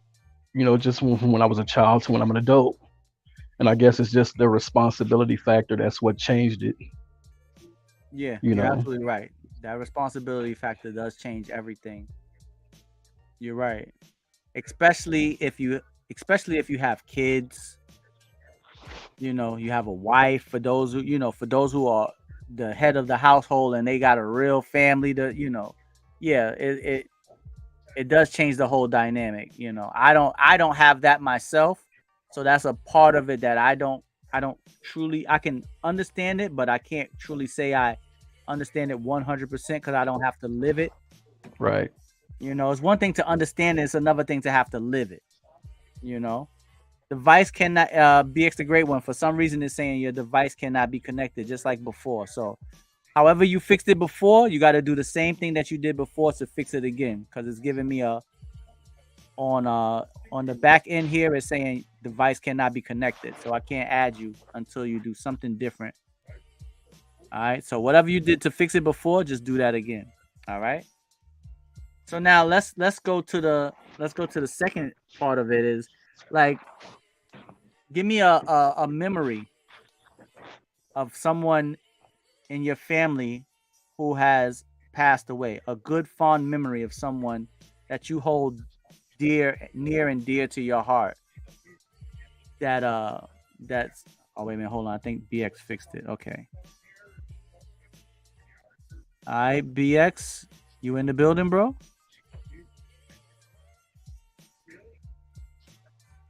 While we're at it, let me go and I'm gonna turn this music off, so because I don't want it with all three of us talking. I'm just gonna turn it off.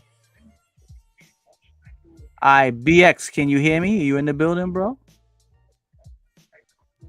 I done brought you onto the stream, so just make sure you turn me down in the background so it won't be an echo.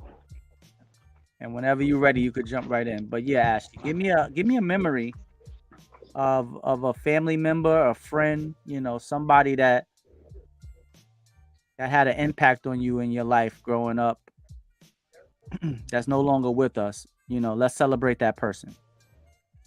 Well, I remember, like, what I say, it's probably been about 7 or 8 years now. My grandmother, she passed away during Christmas time, and that kind of put a damper on a lot of things because it was everybody went to my grandmother at my grandparents' house, during Christmas.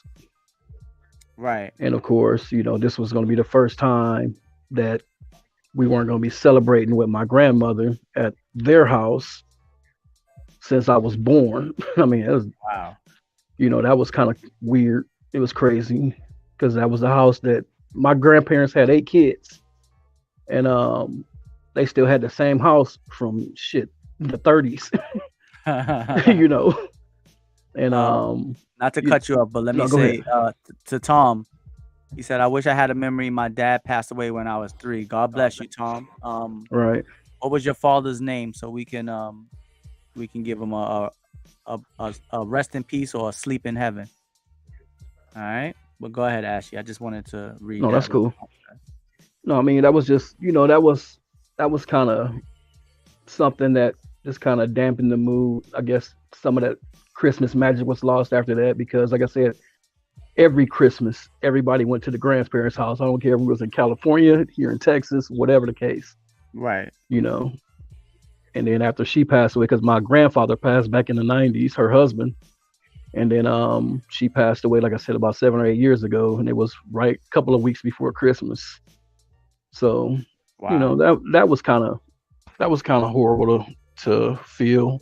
I mean, not that it's ever good when a grandparent passes away, but still, right around the time that everybody gets together. Right. That I had to mean, be extra tough. it would literally be 50 people at their house because of so many kids and grandkids. So that's my deal. Okay, wait a minute. My dad is Polish, but his mom gave him a German name, which is Horst. I want to make sure that I'm saying it right. Your father's name is Horst. Am I saying it correctly? Rest in peace to Horst. You got it right. Okay. Rest in peace to Horst. May you continue to sleep in heaven, Tom. And I mean, him passing away when you were 3 years old. I mean, obviously, you can't have much of a relationship with anyone at 3 years old. But Right. I hope that within the time that I hope that you were able to spend enough time with people who did know your father very well, so they were able to really tell you what type of man he was, and you were able to hold on to some of those memories, even if they were secondhand stories. But as long as they were told to you from people who loved your father, I think that I think that would I hope that was beneficial enough for you, my brother. So rest in peace to Horst. All right. What was your grandmother's name, Ashy Larry? Dorothy Lee Furlow. All right. Rest in peace to Dorothy Lee Furlow also, We gotta take time to a lot of times as as I'm getting older myself, I think about it, life is short. Life is not, we're not here forever.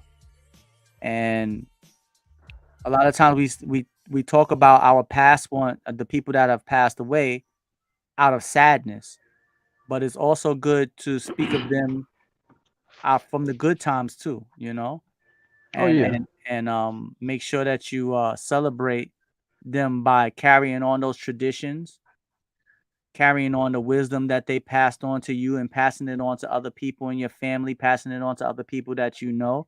That's how that spirit, even if even if they even if the advice that you're giving to someone else, they have no idea where you got it from, their spirit is still alive when you pass Right. passing on that wisdom.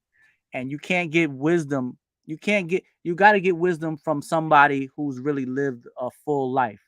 You know, that type of wisdom is the type of wisdom that needs to be passed down regardless of how far technology takes us. There's certain wisdoms that came from our elders that always need to be passed down. Right. And that's why I don't like when people say, "Oh, I don't want to get old. I don't want to get older. I hate the fact that my birthday's coming up. Oh my God, I'm going to be 50 years old." And I'm like, "Yo, you better be happy. You better look at that as a blessing." Yeah, shit, because that's the plan to get older. Right. What else? So what do you think the option is? If you're not getting older, then you're dead. Exactly. All right. So which one you want now? You know? Let me see. Let me see what my man Tom said. He said he was a coal miner in Belgium when he was 14, and back then they didn't use safety equipment. So he was pretty much Mm, sick his whole life. So that means that he was out there earning a living, that's cold right trying there. to take care of his family, take care of the people around him. And this is something that a lot of men do. We so busy trying to be the providers that a lot of times we overlook our own health and safety to try to make sure that we're taking care of the people that we love, you know. So it should never ever come out of anyone's mouth to say, uh the we, damn, I'm about to go in a different direction, but I'm gonna say it. It should never come out of anybody's mouth saying like, the world is better off without men, or we don't need men. Yes we do. As a man, I need men. Not just women need men. As a man, I'm a man and I need men. Because it might be a time where somebody's trying to do something to me. Who I'm gonna call? I gotta call. I'm not gonna go call I'm not gonna go call my girlfriend to come and help me. You're gonna have to call the cops. You're gonna have to call your brothers. You're gonna have to call your uncle. You're gonna have to call your father. You gotta call a man to come and help you sometime. You know, and that goes double for women. We are the protectors. So to say, for anyone to say, "Oh, masculinity, we don't need toxic," nah, we need masculinity. Masculinity was what keeps the world safe. There you go. Masculinity is what keeps the world safe. When danger's coming, you don't want femininity to protect you. This ain't Wakanda.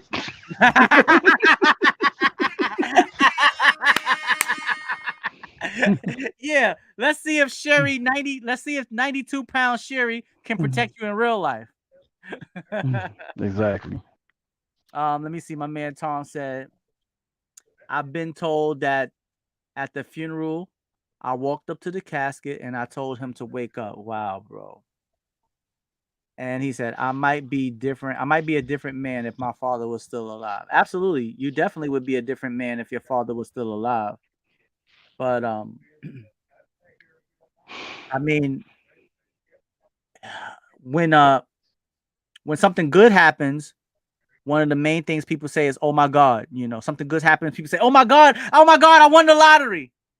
Or when something bad happens, people will say, "Oh my God, did you hear what happened? Somebody got hit by a bus." So you shouldn't recognize what God, you have to recognize what God does in between the peaks and the valleys. Everything that he does in between, as much as we can't understand it, is still a reason behind it. There's a reason why he's doing it. And we may not understand. You might think, damn, why would God take my father away? And I was only 3 years old.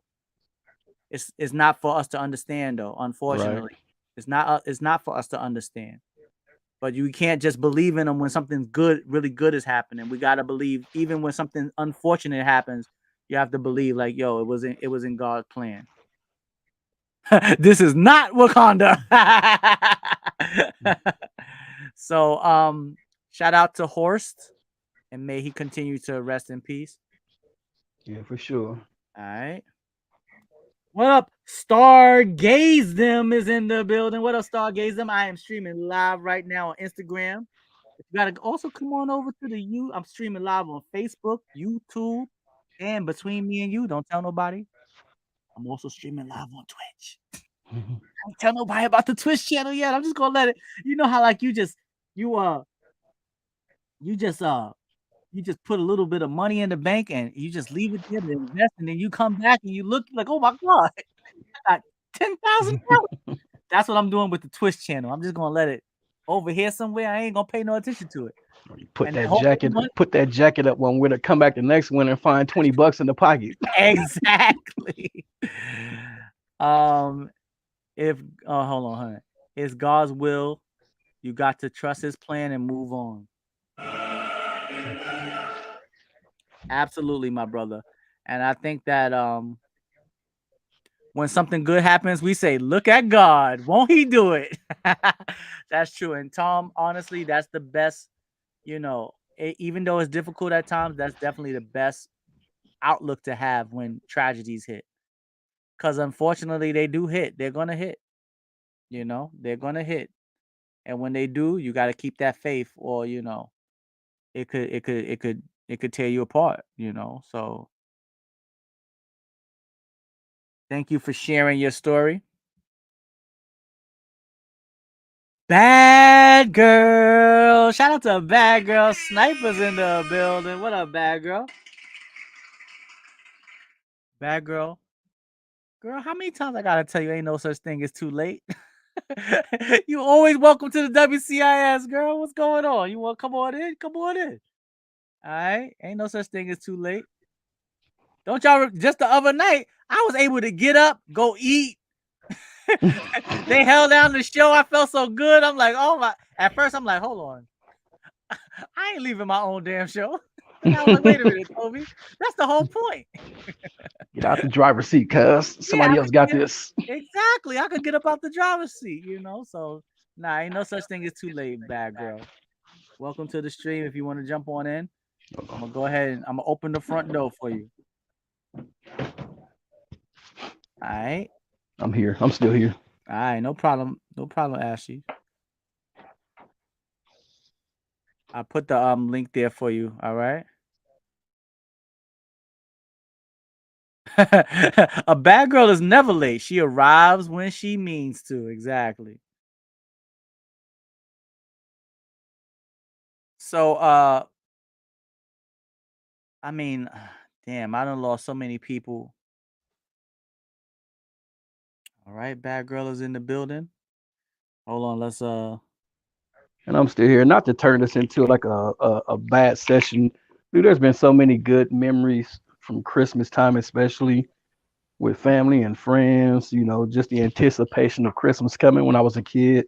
right. Watching, looking at all the presents under the Christmas trees. The homies over at the house, you at their house and trying to shake the box to see what you got. You know what I'm saying? Dude, that I shit was actually did fun. that today. At 46 years old, I'm still shaking the box, bro. Yeah, but you're absolutely right. Badgurl, you in the building? Yes, you're gonna be. Well, you might be upset with me. We'll see. Why am I gonna be I upset? haven't watched Batman yet, but there's a reason. Well, don't feel bad because we even because I ain't watched Top Gun. Oh, good. Okay. So you know what? Okay, You know what good. we're gonna do? What we're gonna do is when we do the movie segment, we're gonna give each other a week instead of 3 or 4 days. Okay, that's a good So idea. so what we'll do is going forward on Tuesdays, that'll be like that'll be the movie segment, and then by the next Tuesday, we gotta have watched the movie. So give each other a week.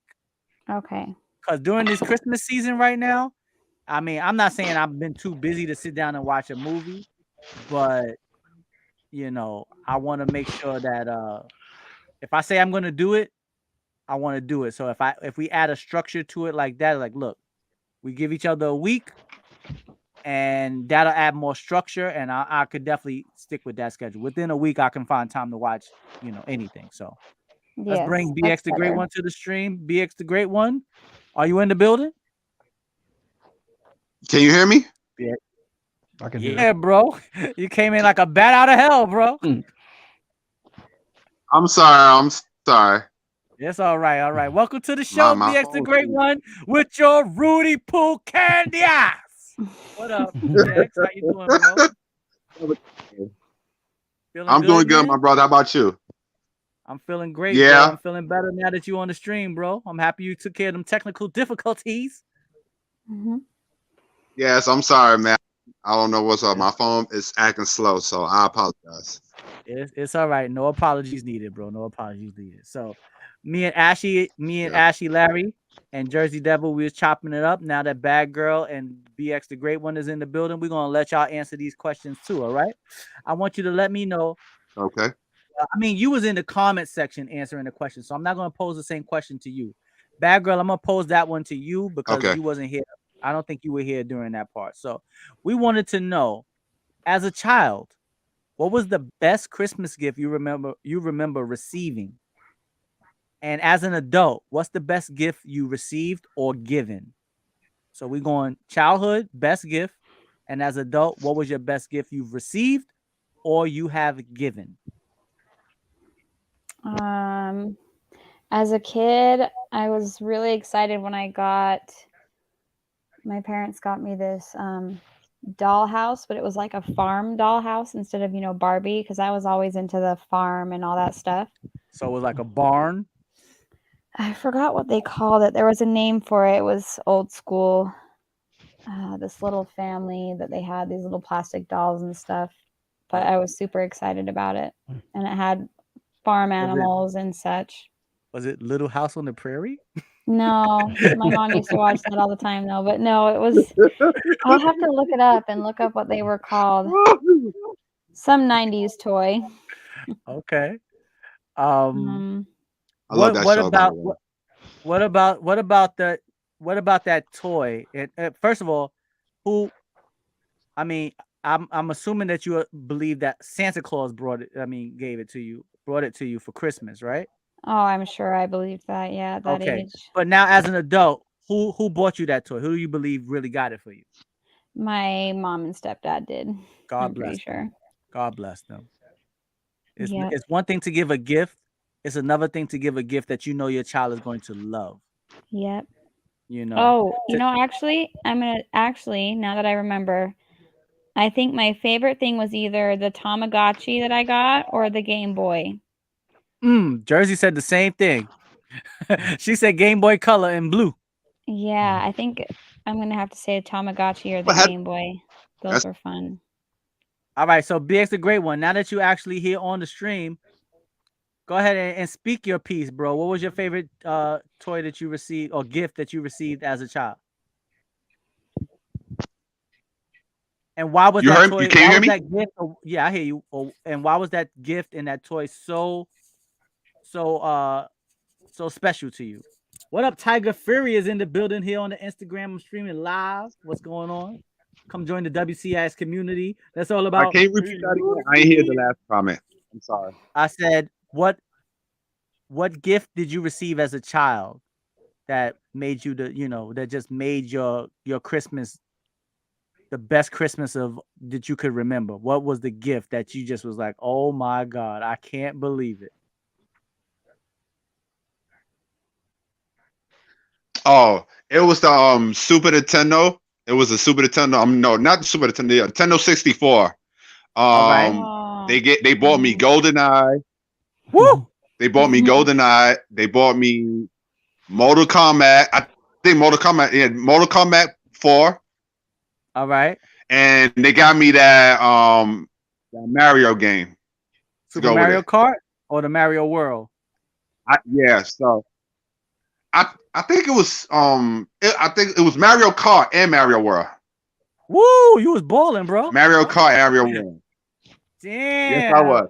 I ain't gonna lie though, but yeah, I ain't gonna lie, God rest her soul. I ain't gonna lie. When I got that gift, I was like, oh shit. And my grandma just smacked the mess out of me. She said, what you say, boy? Can't be cursing in front of grandma on Christmas Day. Use my language, by the way. Yes, I did. She was like, so what you said? Wait a minute, Bxthe Great One. You mean to tell me on your Christmas, you opened up your present, you got a Super Nintendo, you got GoldenEye, yes, my brother, Mario Kart, and Mario World, and Wow. Mortal Kombat. You got all of that under one tree. Because my father, yep. You break in it one up a tree. What you said? I said, yeah, in one tree, sir. Oh, okay. Well, you got all of that in one shot. Somebody loves you, baby. Yep. Somebody loved you, cause boy, that is. I ain't sick all that. Come on now. Super Nintendo. Yes. I mean Nintendo 64 with 4 games. They ain't want you to go outside until the summertime. Yeah, right. Man, when I had that, my brother has to beg me to go outside because I'll be on that game so much. He was like, when you gonna go outside? He said, don't you get time to play? I'm like, nope. Me and my this is my friend right here. This is my new best friend. My friends used to be like that when we was young, when it came to a game called Tecmo Bowl. Oh yeah. Tecmo Bowl and then Tecmo Super Bowl. Yeah. Bro, let me tell you. Yes. I'm a big football fan right now, but I didn't know anything about football until I started playing Tecmo Bowl. The only reason why I'm a sports fan right now is because of Tecmo Super Bowl. I didn't know who Jerry Rice was. I didn't know who Lawrence Taylor was. I didn't know no Joe Montana. I didn't know who Bo Jackson was. I didn't know about any of those people until I started playing on the video game, and then I started watching it in real life. And then once I watched it in real life, I couldn't stop. I couldn't stop watching in real life because I had to see, the people that I was playing with on the game. I had to see the counterpart. Like, okay, Joe Montana, he's nice on the game. Is he nice in real life? Is Steve Young and Jerry Rice really this good? And I had to go see it. And boy, I've been in love with sports ever since. So video games definitely shaped my life when it comes to the things that I'm entertained by. Yep. When it comes to the only thing that I watched sports-wise before I played on the game was wrestling. That was it. I was watching wrestling before video games. Yeah, but it was the same thing for me. Like yours was. I'm sorry to break you up, but like same for you with football, it was baseball for me. It was baseball for me. There we go. Bxthe Great One. What are you talking to us on a headset? Well, how are you talking straight over off your phone? I'm talking to you on my Samsung's phone. Is it on speaker or something? Because you Am I breaking up? You keep fading in and out. Do you have like a headset? No, I don't have no headset. I'm talking y'all through the speaker. Yeah, that's you. Don't talk through the speaker. Hold on, That's let I me think try that's why some you're breaking up. You gotta literally go old school, bro. All right, let me sacrifice some headphones. I'm sorry. All right. So and now so y'all both answered that question. So Bad Girl, what's the best gift that you've given as an adult or received as an adult? Oh, man, best gift that I've given? Yeah.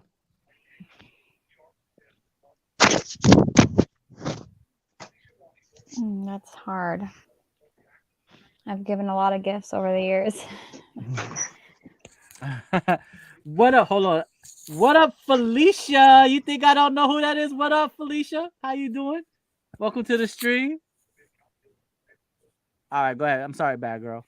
I'm trying to think really hard of what I've gotten, like the kids and stuff. Best gift that you've given as an adult and best gift that you've received as an adult.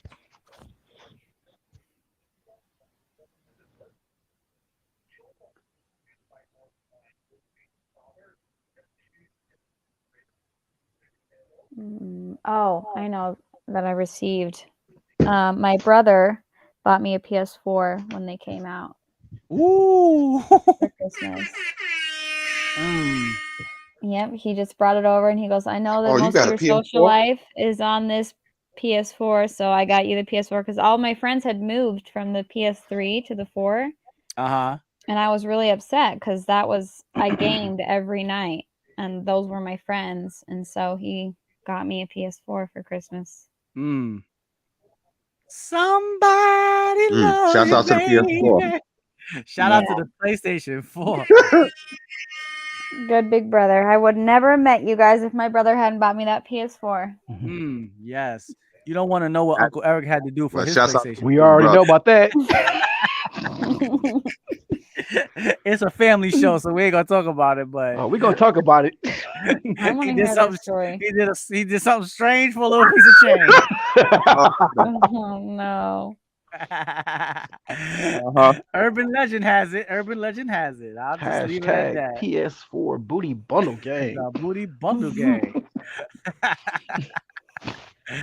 Oh, man. So Yeah, Bxthe, the great one.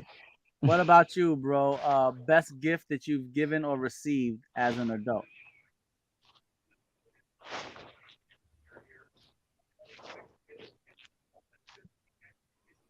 You heard me, BX? You can hear me? Say it again one more time.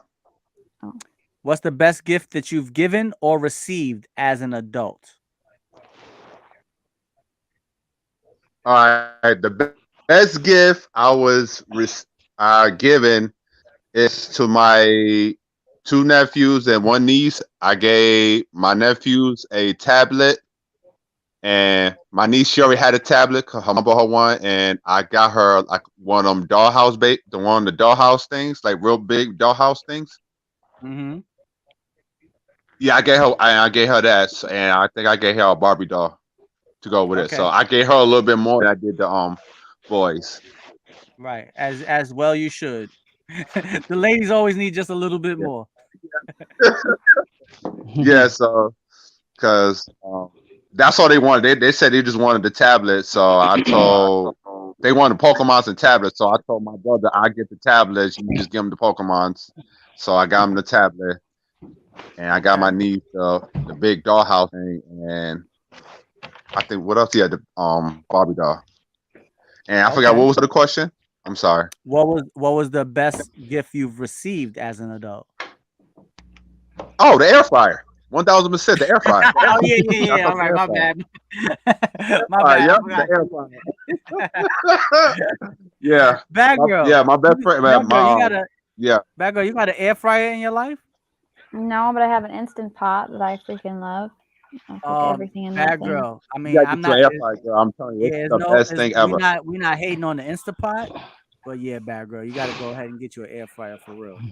Yeah, that's what my brother said. He's got one. That's one of the reasons why I love tells me I need to get one. Yeah, you gotta join the air fryer club. It's the new hotness. Yeah, I'm telling you, you can cook just about anything on that thing. Yeah, you can. Yo, like you can do anything. You can change the world. Yes. With that air fryer. Change the world. I haven't Yeah. I haven't bought Telling cooking oil in months. you. I All don't right. need cooking oil. So now the second question that we were getting into, I wanted everybody to take time out and go back to your childhood, spending time with your family. And I want to talk about somebody in your family who's no longer with us that you have very fond memories with, especially maybe for the holiday seasons. And we want to take time to celebrate those people that are no longer with us. All right. So anybody, anyone who's passed away, we always think of people when people pass away, we always think of it in a sad, somber, and maybe sometimes a mourning that person. But sometimes it's also good to remember the great times that you've had with them and celebrate, the fact that they had a positive influence on your life. So I want to take time to talk about, someone that's no longer with you, but had a great impact in your life. And, what are some of the things that you remember from, your memories of them growing up as a child? All right, we're gonna go with you first, Bad. Ladies first. Okay, that's easy for me, but that would be my stepdad, Wayne. Rest in peace to Wayne. May he continue to sleep in peace. So, what is it about Wayne that impacted you so much, Bad Girl? Why did you love him so much? Oh man, where to start? He was an amazing guy. Let's celebrate. Let's celebrate him. He came into our life when I think I was like 2, and him and my mom got married, and he just treated me and my 2 siblings like we were his. We didn't really know our other dad, so we called him Dad. He was Dad to us, and he was a lot of fun. Like, he would play with us and tease us all the time. And I remember that me and my brother were pigs when we were little. Like, our room was awful all the time. It was just a mess everywhere, stuff everywhere. And so he would tell us that we needed to go get our room cleaned, and we would be up there not cleaning, just watching the Disney Channel. And then he would say that he was coming up the stairs, and so my brother would shove everything in the closet, like everything in the closet and under the bed, and then he would come up and it was clean, and he would like start doing like this military stuff with us, and it was funny. I don't really know how to explain it. It sounds weird, but it was funny. And he would tell us, "Okay, if I look in here, is it going to be clean?" And we'd get all nervous and stuff and hoping that he wouldn't open it, but he usually did. So your brother would just be stuffing stuff everywhere. Like, Yeah. oh God, Wayne's coming up the stairs. What did y'all? Yeah. What did y'all call him? We called him Dad, and we called him Daddy Wayne or Wayne. My mom just let us do whatever we wanted, like call him whatever we felt comfortable calling him. But Right. like, we would refer to him as our dad, but sometimes we'd call him Wayne or Daddy Wayne. Okay. He was just a fun guy, and my best memory is watching The Simpsons with him every night. Okay. That's my best memory with him. It was always fun to do that, to just sit down on the couch and turn on The Simpsons. Okay.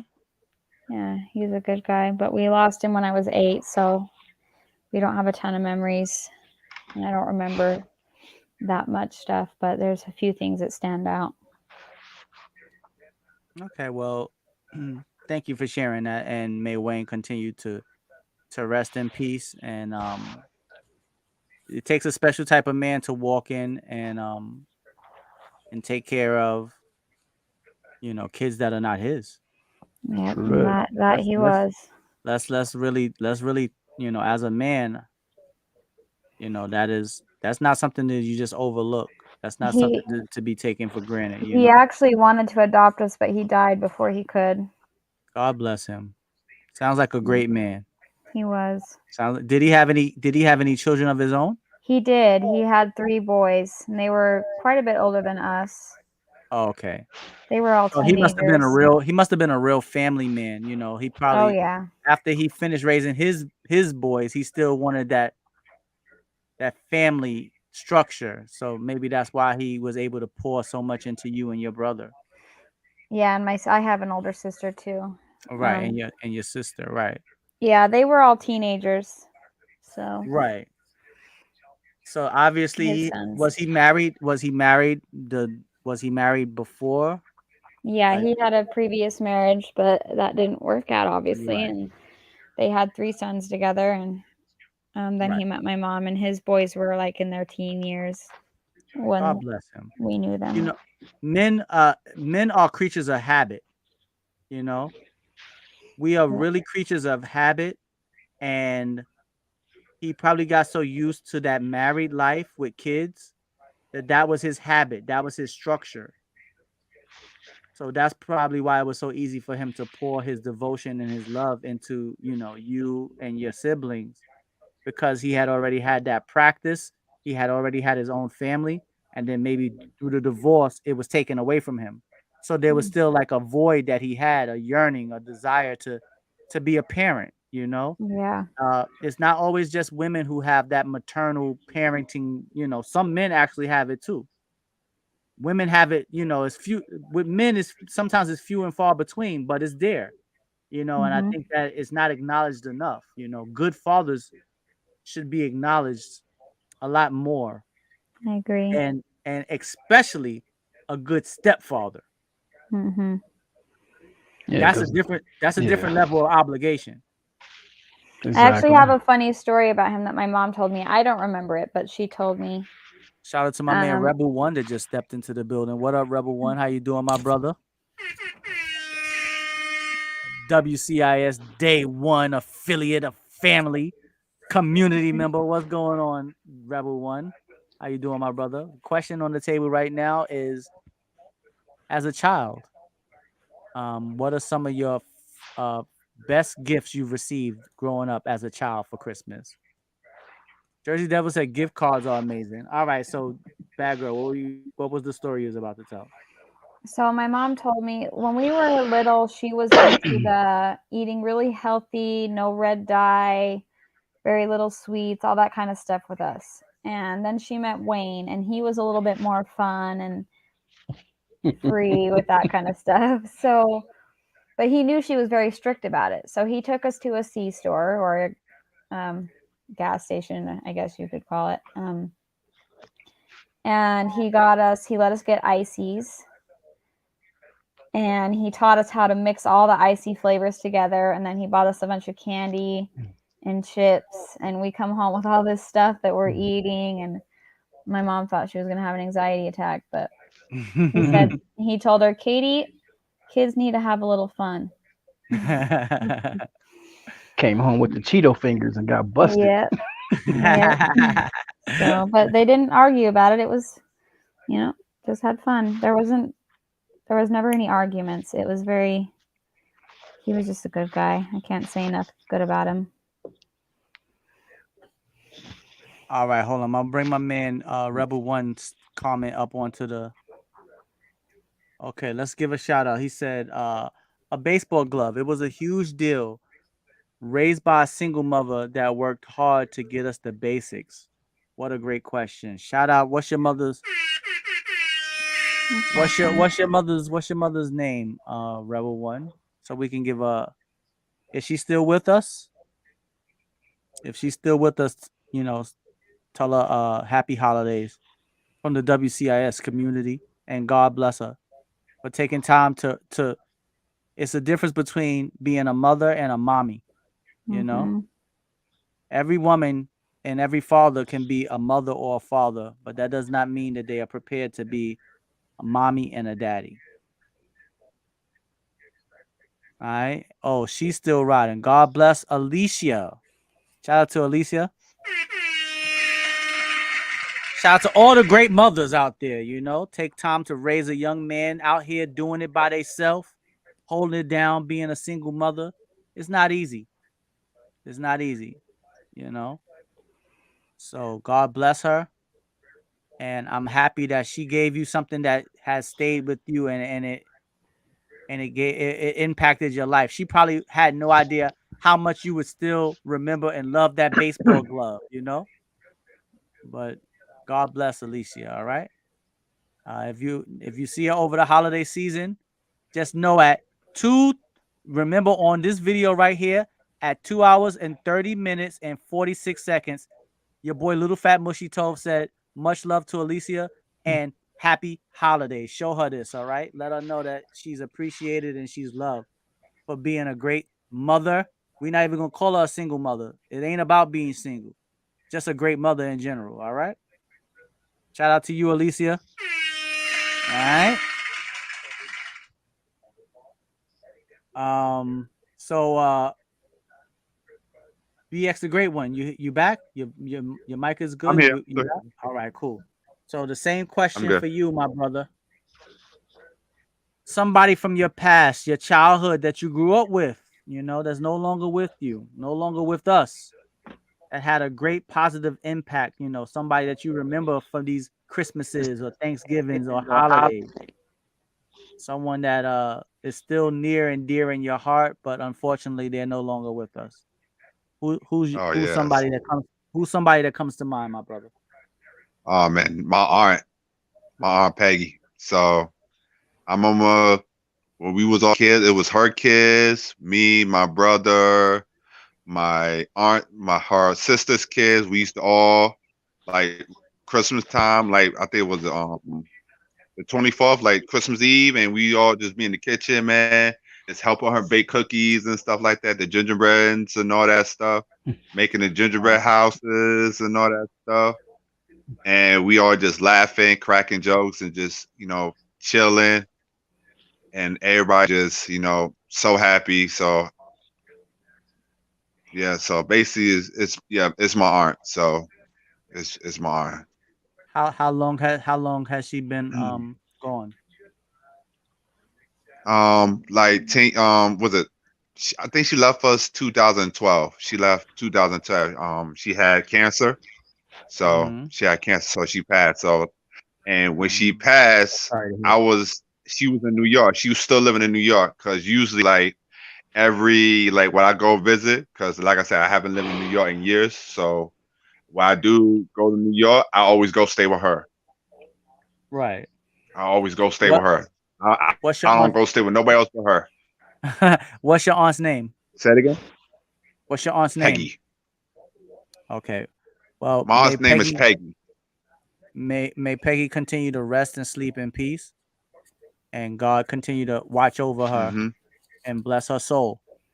You I know, appreciate that. to bring Yes. happiness to a child is one of the greatest things that you can do as Hmm. an adult. We don't you don't want to Yeah. forget that childlike innocence. And when you're able to interact with children and bring them happiness, I believe that it actually makes you it takes you back to that innocence that you had as a child. And it automatically should make you feel good. Yes. It should make you feel good when you and Hmm. when you see a child having a good time, and you can just it kind of like takes you out of whatever stress that you're going through when you're interacting with children and you're seeing them Yeah. happy and having a good time. It kind of like takes you to a different world Hmm. where you don't have to really worry about that stress for the moment, because you could see in their eyes and you could see in their energy that there was a time when you weren't so stressed. There was a time where things were simple and Yes. easy and fun, and that's why Hmm. as adults we need to interact with the children, because it helps us too. Obviously as adults we got to Hmm. help the children. They children, they can't do everything for themselves yet, but it actually helps us too. Because It helps us too. yes, So yes. God bless Because her. like hello. Yeah, we ain't going nowhere. All right. So yeah. So yeah, it's like, I don't know what's wrong with my phone. So yeah, I'm sorry. So anyway, is yeah, it's so true what you said, because when you, like I said, even when your when, even though she was older, and back then we didn't have to worry about bills and stuff like that. Just us helping her cook and make gingerbreads and stuff like that. You know what I'm saying? That could have released some of the stress she had going on. Cause like I said, when you kids, when you a kid, you don't think about what they're going through. And she was a single mom too. She raised like 5 kids by herself, and Mm, including my brother. You know what I'm saying? We just go over there. She didn't really raise us, but we'll go over Right. there and we help her, cook and stuff like that. And you never know. And the smile she had on her face, and she be sitting there because she lost her son years ago too. He was 3 years old. He I passed, believe I could fly. and What up, Believe? Here on the Instagram, what's going on? Welcome to the stream. I didn't mean to cut you off, BX. I'm sorry.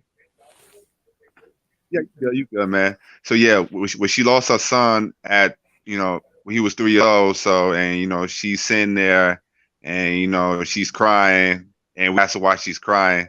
She don't tell us, but I knew why she was crying because she was her son was there with all of us, laughing and playing and helping her cook and all that stuff. So and see us having a good time, put a smile on her face, even though she was crying, but it was more of a cry of joy. Right. So Well, yeah, that's a truly beautiful story, BX the Great One, and thank you so much for sharing that. Anybody who watches this and listening to these stories, the reason why I wanted to bring this up is because this is something that all of us can relate to, especially as we start to get older. Unfortunately, we're going to lose loved ones. They're no longer here with us. And it's something that a lot of people deal with grieving in different ways. It's people that's been grieving about stuff and never, ever had the opportunity to talk about it. Right. And sometimes just talking about it will make you feel better. If you see me on these streams, somehow I always go back in the days, back when I was young, I always want to go back because those times just make me feel good. And those stories, I think, can genuinely make everyone feel good when they hear them because it's something that everybody can relate to. It doesn't make a difference if you're young, old, black, white, man, or woman. There's going to be times when you were young that you remember and you just like, damn, those was good times, Whether it's Badgurl playing with her brother on the boat, playing up on the boat, and having her shaking so they could be on the on the water, and unfortunately he shook it a little bit too hard. Or Ashy Larry having the robot Voltron with the cars and the planes and the lions, or me and Eric, wrestling on the damn dirty mattress and pile driving and suplexing each other, but it's that type of fun and that type of love is universal. Shout out to my man Nick Narf. Jim Franklin is in the building. What up? Sean Montgomery is in the building. Two people we got 3 people up on the chat right now with their government. Got the government up here.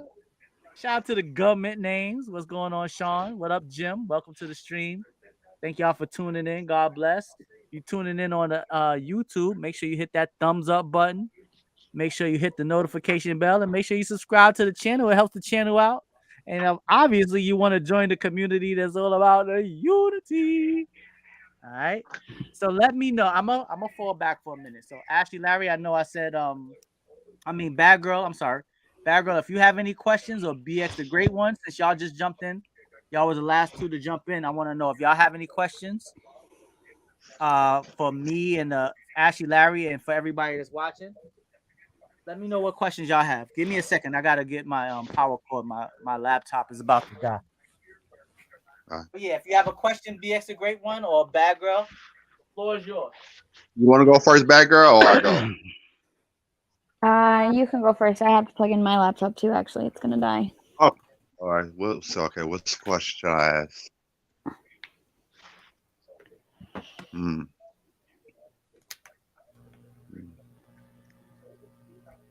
Yeah, hold on. Y'all have to give me a second. Come on, bro. We live. Give me a second. Say it again. We live. Come on, bro. So matter of fact, this is basically a question for you, Toe. Okay. All right. So what made you start the WCIS?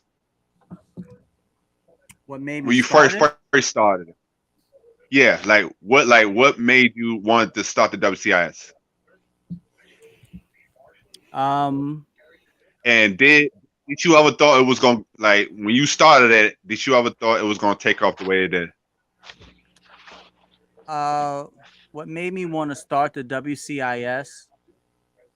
It was, Mm-hmm. I mean, I originally just turned on the camera to see how it worked. I was just fascinated, Uh-huh. like, oh, wait a minute, you can actually stream on the PlayStation 4? And I'm like, okay, well, I'm not really that great at games, so I'm not gonna be sitting here playing games. Ain't nobody gonna want to watch me play games, so I'm really not that good. I was good at that point. I was really good at like NBA Live or something like that. I think people might Oh have wanted to yeah, watch yeah. me play that, but besides that, I wasn't really Mm. that great at games. So I'm like, yeah, I'm gonna just play games online, and they're gonna roast me. I'm like, look at this noob, he sucks. So it was a second part of it where I was like, wait a minute. So you can stream, but it doesn't. What up? L5 is in the building. What up, bro? Hold on, let me put Rebel One's comment up here while I finish. All right, so I just turned the camera on. And nobody was watching except for one person. One person came in, and his name was Coop Dizzle. And me and Really? him was kind of like talk. He was like, "Hey, what's Okay. up? I'm Coop Dizzle." I'm like, "Hey, what's going on? I'm Tovey." It wasn't no little fat mushy Tove then. I was just like, "Hey, I'm Tovey." And he was like, "So, what we gonna talk about?" I'm like, "I ain't gonna talk about nothing. I just wanted to see if the camera gonna work. I'm about to cut it off. Thanks for coming out. God bless you. Good night." Right? And he was like, "Wait a minute." He was like, "No, no, no." He was like, "No, don't leave." And I was like, "Don't leave." I'm like, "Why? Why don't you want me to leave?" He was like, "Nah, let's talk." And I was like, I didn't want to be rude, so I'm like, okay, I guess I'll stay a little bit longer. I did want to just cut the camera on, see what it's gonna do, and then cut it off and play my game in solitude. But he was like, no, stay and play. I mean, talk. So we talked for a while. It was just me and him. Nobody else was watching the stream. And when he was like, oh, okay, I gotta get ready to go now. He was young, he had to be about 14, 15. And he was Oh like, wow. so Tovey, you gonna be back tomorrow? And I was like, no, I ain't coming back. I don't want to do this. Think I want to sit here and just talk to you? No disrespect to this if you listen to this story, bro. I want to tell the truth. I'm like, nah, I ain't coming back. He's like, nah, you should come back on.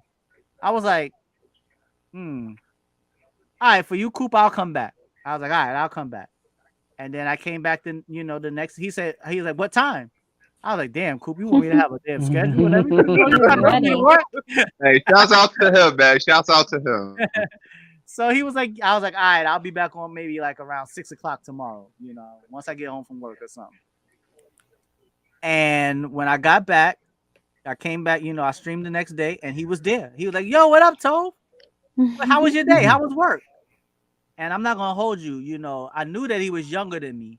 And, at this time, I'm like, what, 38? I'm pushing 40. Uh-huh. I'm like, I'm thinking to myself, why would this little boy want to sit and watch?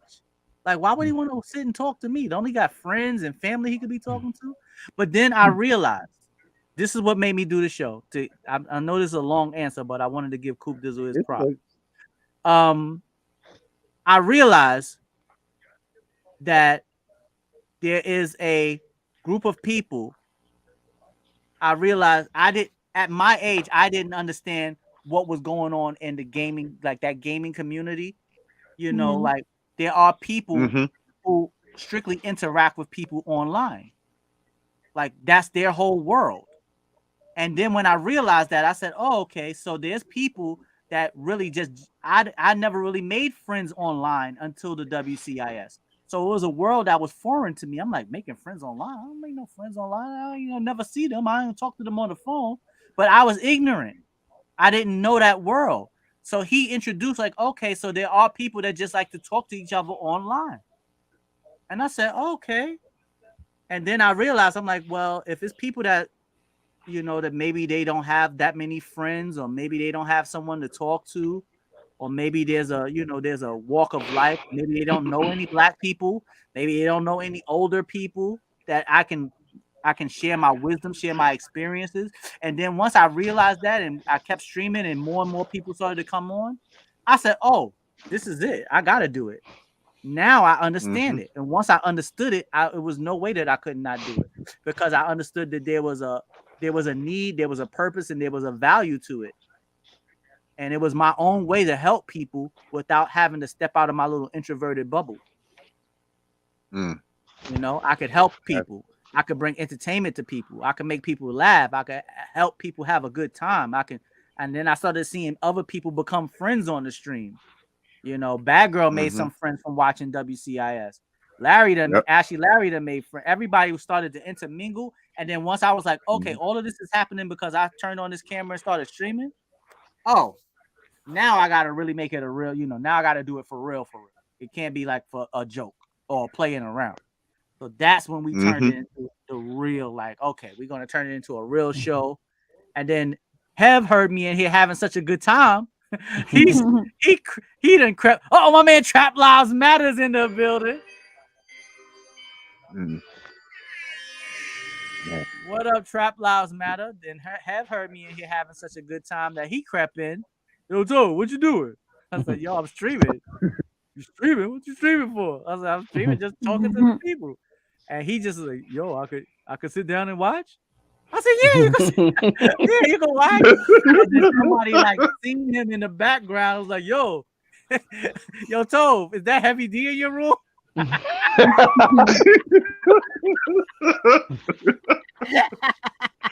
And man. to that moment, I man. never realized that Hev actually looked like. At that moment, I had never realized Jose actually looked like Heavy D. I looked back at him. I said, "Oh shit, you do look like Heavy D. You have a Puerto Rican Heavy D." Right. Oh, man. Somebody was like, "Yo, Tove, who's that fake ass Heavy D in the back?" I said, "Who?" And then I looked back and Hev was sitting there. I mean, Jose, at that point, it was Jose. Jose was sitting there. I said, "Oh my god, he That's how he got his feel like the nickname. Puerto Rican Heavy D, yo." Oh, man. How did I not know that? That's how he got his nickname. Yo, that's how he became Hev. So that point, Oh, and then man. Oh my gosh, he Right. does look like him. All these years, and I'm just not realizing that's where he got that. Oh my gosh. Rest in peace to Heavy D. That's out there. Peace to Heavy D.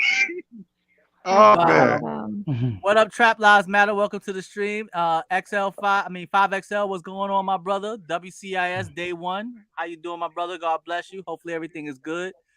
And then after I cut the camera off, I was like, yo, Hev. No, I was like, yo, Jose, that was really fun, right? He was like, yeah, that was really fun, bro. Like, I like that. And then after that, we just started to do the show. It was me and Hev's name is Jose. Yeah, his real name is Jose. But, you know, like, we done called him Hev for so long. I actually forgot. I had to really, telling the story, I had to really think, like, wait a minute, his real name is what? I really had to think about it for a minute. Like, yeah, his name is Jose. Because I'm just so used to calling him Hev. And then once Hev said, yo, I'm with it, that was it. Because that's all I really needed was, like, a partner. And then the chemistry with me and Hev was just so... It was just... Hev is just a naturally... Like, Hev is a character, bro. Like, he's much more... I'm a talker, and I can, you know, I got a couple of funny lines here and there, and I can moderate things. But Hev is a true character, and he's the one that really brought the show to life. Like, I'm the host, but Hev is the show. Right. You know? And then when Eric jumped in, it was kind of like, okay, now we have a dynamic of Eric is roasting Hev is roasting Eric, and then it started to turn into, a really great show, like us singing, rapping, and all of that. And it's like I fell in love with it, to be honest. And then all the people, you know, all the people tuning in and people hitting me up behind the scenes. Yo, Tove, what time the show is gonna be on tonight? Like, to me being an introverted, shy person that I am, yo, that made me feel like, yo, y'all don't know how much y'all helped me. You know, let me rewind it. Y'all have no idea how much y'all helped me, because it definitely taught me a lot about myself. It brought me and Hev and Eric a lot closer. And I mean, I don't think it'll never be out of my system now. Like, I'll always have the desire to turn this camera on and just talk to the people. And that was the origin of it, bro. That's how it started. Coop, my man, Coop Dizzle. It was the origin. And then, do you still talk to Coop? Yes, he's married now. He sent me a Wow. message. He's married. Okay, that's Coop Dizzle has to be about 22, 23 years old, married, happy, has a child. oh, that's And good. he still hits me up from time to time, still to this day. And when I tell you, like, you can't. That's good, man. That's good. I'm glad. I'm glad because What up, Marcus is in the building. What up, that's the true Marcus? day one right there. Yes, my man Coop Dizzle. Coop Dizzle. Yes, he sent me a message and it touched my heart. He told me, you know, that from him watching the show, you know, he was going through some real tough times in his life.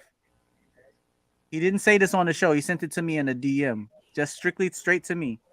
And you know, he said that he was having some some thoughts that would have been detrimental to him being here on this earth. And he said, yo, you don't understand how, you know, watching the show helped me get through a lot of those dark times. And, you know, I can only imagine what real celebrities feel like, that, you know, that got millions and millions of people reaching out to them.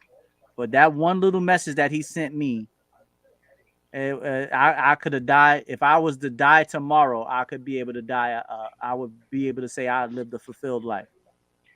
Because I helped, as long as I helped one person in that situation, it was more than worth it. Well, I definitely value you more than any celebrity, and if I could hang out with you or a celebrity for a day, I would definitely pick you. Even Eminem? Even Eminem. Oh my God! Damn! Hit the horn! Hit the horn! Pick a celebrity over Toby. Come on. Hey, now. Thank you so much. Thank you so much, Badgurl. That really means a lot to me. You know, it's been times where let me just say, there's been times where I've been on the stream and I was going through all types of stuff.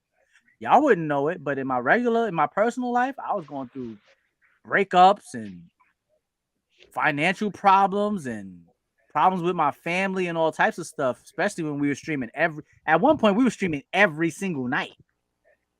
Like Jimmy Fallon. Yeah, I'm like me and Hev would Monday all the way to Fridays. Yeah, Monday through Friday, you know. And you know, it was a lot going on at that point. And I was, you know, a lot of things I was dealing with. Jersey was stressing Tove and real.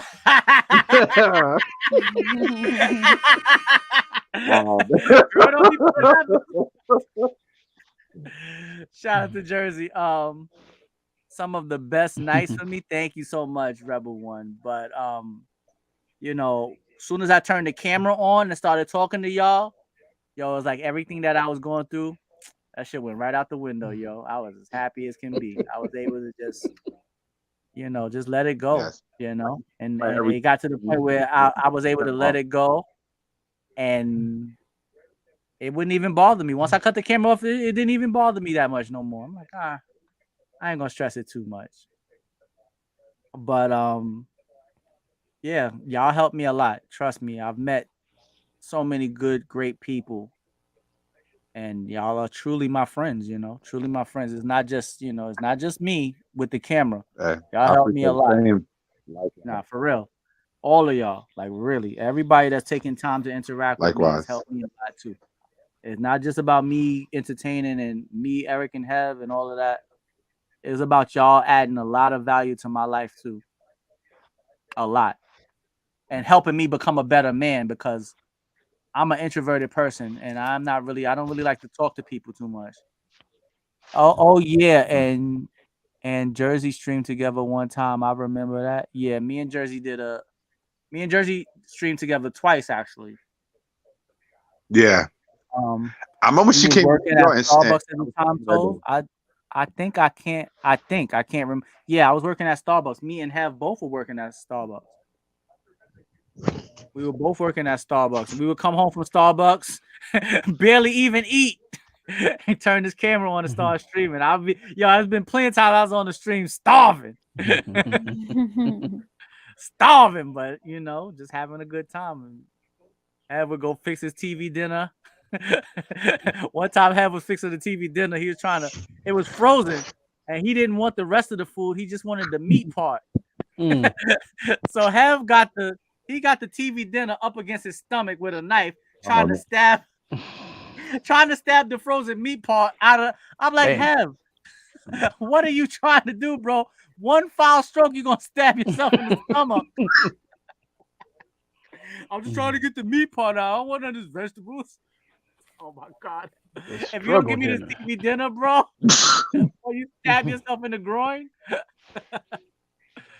Oh Wait a minute, man. Jersey said 3 times. Okay, yeah, we did stream 3 times, but I'm talking about like in 2 different places. But yeah, it was 3 times. But yeah, so that's how it started. Honestly, BX the Great One. That's exactly how it started, bro. That's a beautiful. And Yeah, that's a good I story. wouldn't So change it yeah. for nothing. So now, hey, like I said before, man, you one of the nicest junior person I ever met, and I'm pretty sure Ashley, Larry, and everybody in here who's watching right now could attest to that. Like, I'm gonna tell y'all something. Like I said before, you never been to New York, you ain't gonna find too many toes walking around in New York City. It's rare you find people like can walk around in New York City. So that's why I was shocked when he told me he was from New York. If he would have told me he was from New York, I wouldn't believe him. I would be thought he was living in North Carolina somewhere. But New York with a heart like that, you can't. You have no idea how hard to find people like him walk around New York City. Yeah, New So York I City see. is That's why it I is a can tough relate when he city. said he don't really interact with too many people and he keeps to himself. I'm the exact same way. So Yeah, that's true. and like I said, All my right. brother, I appreciate it. And I love you, my brother. Yeah, I love you too, my brother. Thank you so much. Thank you so much. Those words give me the motivation no matter what I'm going through. Those type of words give me the motivation. Not talking like that. Haha, toe straight New York. Mark, all right. So Badgurl, what's your question? And also, wait a minute, let me see. My man Marcus, shout out to my man Marcus, true Prince fan, you know. He said, can I ask you something, Toe? Is it possible that Prince was taken away from us? Um, would it be cool when this would be a topic for the show? Ah, Marcus, I love Prince, and it would be a great topic for the show. But that's gonna lead us down a deep, dark rabbit hole that I don't know if YouTube would. I don't know, bro. I Definitely get mean, the I show have. turned off. Yeah, I don't know, bro. That's gonna get that's gonna get real deep if we start talking about that. Um, Yeah. I mean, to answer your question, I'm gonna answer your question. Is it possible that he was murdered? Absolutely. Absolutely. I'll say that much. I don't think they're gonna cancel me for that. Is it possible that he was murdered? Yes, it is definitely possible. And the reason behind it, now that's where it's gonna get dicey. So I'll leave it at that. That would be a good topic for a show. And maybe I will bring that up. You know, maybe one day we'll have like I can go over to my on Facebook to my Prince community fans, and I can bring some people on from the Prince community, and we can really get into it because yeah, that's a deep topic. That's a deep topic. Yeah. All right, bad girl. But shout out to you, Marcus. Thank you. I know you said you watching from Germany. God bless you, my brother. Thank you so much. Oh, the purple princess is in the building. Hey, Toe. Your energy and spirit are beautiful, and we still need to go to Paisley Park. Life won't be so bad in Paisley Park. Shout out to the purple princess. Nicole is in the building. What's going on, Nicole? How you doing? Welcome to the stream. Welcome to the stream. I know you would have some great comments on what Mark asked me. The question that's on the screen right now. He asked, Is it possible that Prince was murdered? You definitely, if we ever talk about it, I definitely want you on the stream for real. What up, Valente? Done snuck in over on the Instagram. That distinguished gentleman, Mr. Valente, is in the building. Yeah. But thank you so much for the compliment. Thank you so much for the compliment. The Purple Princess, my Prince family is here with me. So bad girl, what's your question for tonight? What is your favorite family tradition at Christmas time? Ooh. Um, favorite family tradition at Christmas time? All right, I'm uh-oh, my man Skittle Swag is in the building. What's Skittle Swag? Boing shaboing boing. Remember you used to come and make all those crazy, write all those crazy boing boing shoing boing, ding-a-ling-a-ling, ding-a-ling. Shout out to my man Skittle Swag. Favorite holiday tradition with my family. Um, well, now the holiday tradition, we go over to my mother's house and we play Uno and we play Jenga. We've been doing that Aw. at my mother's house for the last, let's say, 5 years now, 5 or 6 years. We always go there on Thanksgiving and Christmas. She cooks a big meal, and we'll watch a movie, and then we'll play Uno and we'll play Jenga. So that's the tradition that we have right now. All That's right. awesome. Yeah, it's really fun. My mother seems to really, really enjoy it. What up, Valente? What's going on, my brother? How you feeling? We did you I seen Jersey ask, did you see Coming to America yet? I don't know if we I don't know if I'm even gonna let you back on the stream again until you tell me. Bro, I don't know if I can let you back on the stream until you say you watch Coming to America. Oh, I have a date with Lisa. I ain't gonna lie. I had to go to bed after that one.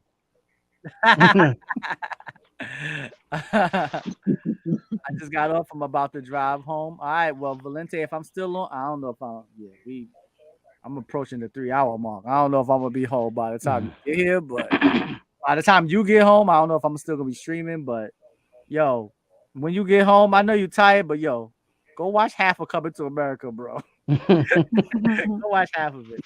All right. So Ashy, some of your past or present Christmas traditions. Well, a lot of them, pretty much went away when my grandmother passed, and then COVID hit. That kind of destroyed a lot of that stuff because family always got together during Christmas time. That was our Absolutely. tradition. But one thing we do here, tamales are made Oh my gosh. every Christmas by the buttload. Of course, now Mm. I can't be eating all that shit because of my conditions and all that. But man, mm, yeah, that's one of the tradition that we do with the tamales every year. All right. BX the Great One. What are some of your present or past holiday traditions with the family?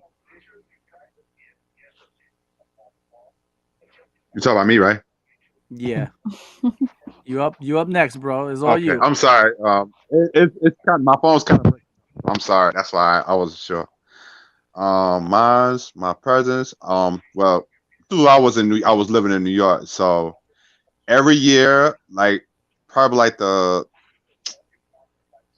the summertime, we used to all like go to this park, and we used to have like tournaments and stuff. So it'd be like a family tournament. So Uh-huh. we get like certain like get the best like it'd be like males and females. So we get like the best males basketball players in certain families, and we compete against the other ones. So Okay. and Man, the that ones sounds we fun. compete with, they've been like they were. I said that sounds fun. What you say? I said Yes. that sounds So fun. yeah. So the other people. Yes. So the other people we play against is like family to us, and we play them. Like it be back and forth. So they beat us, and we beat them 1 year, and next year they'll beat us. So it'd be really fun. So yeah, that's part of the family tradition we have. Well, that's our time we was living in New York, so we don't do that no more. So those were the best times. Even though I suck at playing basketball, but I was a good defender. Okay, that's right. Get your Dennis Rodman, your Ron Artest, Bruce Bowens. And Right. I got you all day. scoring, you better look for somebody else. You're not scoring on me, dogs. You're not scoring on me. Nope. Nope. If I can't score you, you not scoring on me. All right. What about Yes. your own answer to your own question, Badgurl? So one of the traditions that we started doing more is we all go to the gas station, we get hot chocolate, and then we drive around and look at Christmas lights. That's cool. We used to do Oh, that that's too. cool. Yes, yes. Yeah. That sounds beautiful. Oh, That man. sounds so fun. I did that one Yeah, time. Christmas Eve Especially night. with the kids. Yep, and then we go home and we each open one present on Christmas Eve. Oh, that's beautiful. That's so beautiful. Yep. You know, I'm about to get up out of here. Damn, I would love to stay on here all night, but Yeah. you I know, gotta get some food. time won't allow me. I believe me.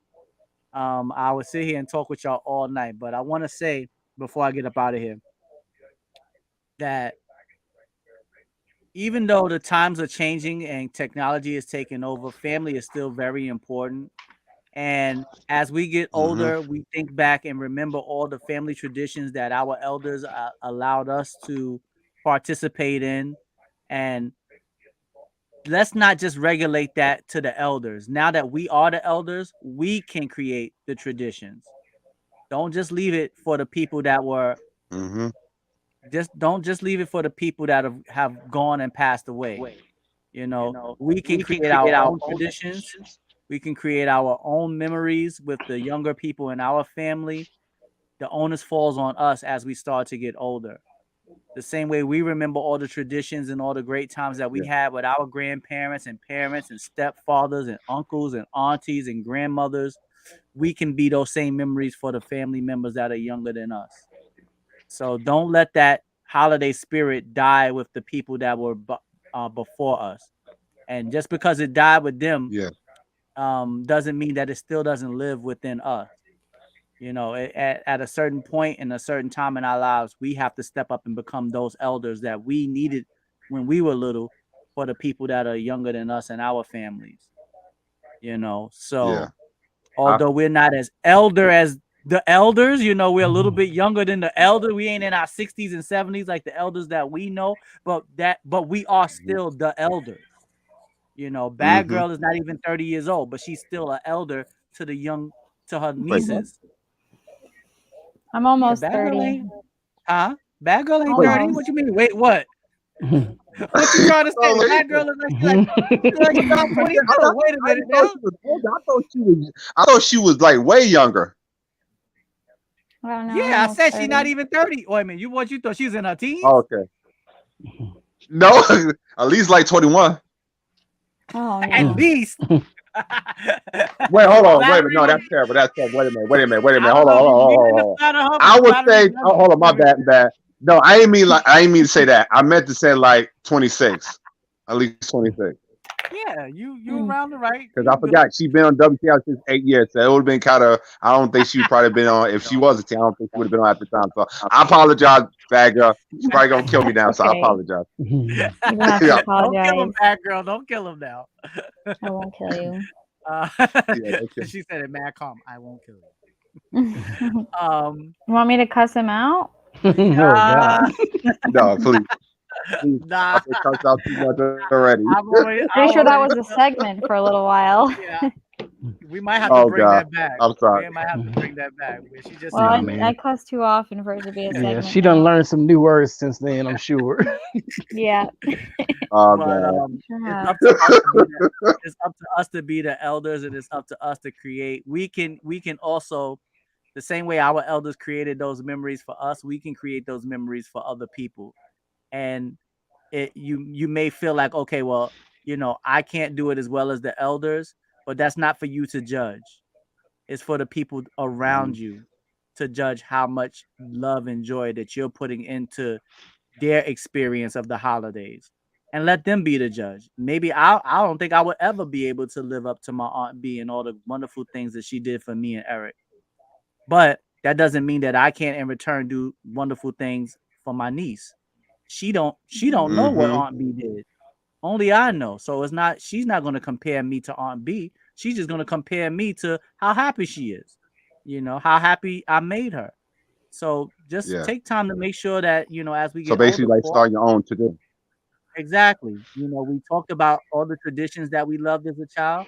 So now what I'll ask of everybody that's watching this tonight, everybody that joined in on the conversation, anyone who watches this in the future, create your own traditions with your own family. And you starting this Christmas season, start your own, you know. And I'm pretty sure it'll make the people that taught us the traditions that are no longer with us, I'm pretty sure it'll make them really proud. And Yeah. that's I want to end the show that way. I want to say thank you to everybody that tuned in, everybody in the comment section. Shout out to Jersey Devil for jumping in. Shout out to my man Ashy Larry, the fourth hostman. All right, there you go. Shout out to the first lady of the WCIS, Badgurl Sniper, and my main man BX, the great one. Ain't nobody tell you that. Oh, I appreciate that, my brother. Thanks for having me. stop.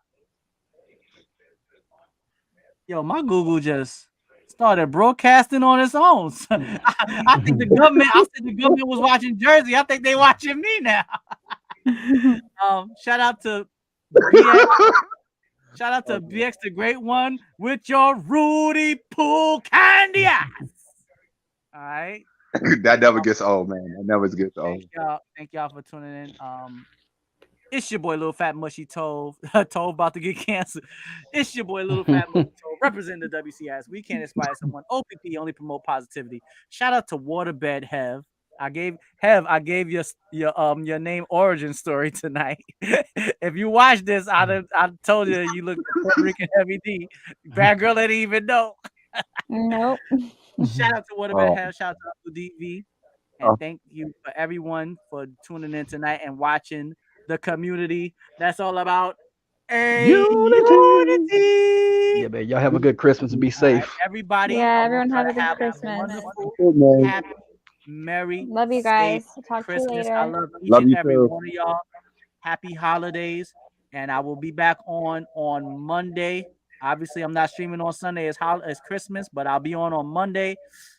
I'm off from work, so hey, I might be streaming. I might start streaming 6 o'clock. I might stream from 6 to who knows. I'll have all day. So, Merry Christmas to everyone. Okay. God bless y'all. I love y'all, and enjoy your time with your families. All right. All right, y'all. You too, man. Merry Christmas to all y'all, man. Y'all be safe out there. All right. Peace Peace out out. to everybody. Stay blessed. Stay beautiful. Bye, guys. All right. Later. God bless. Later. Later.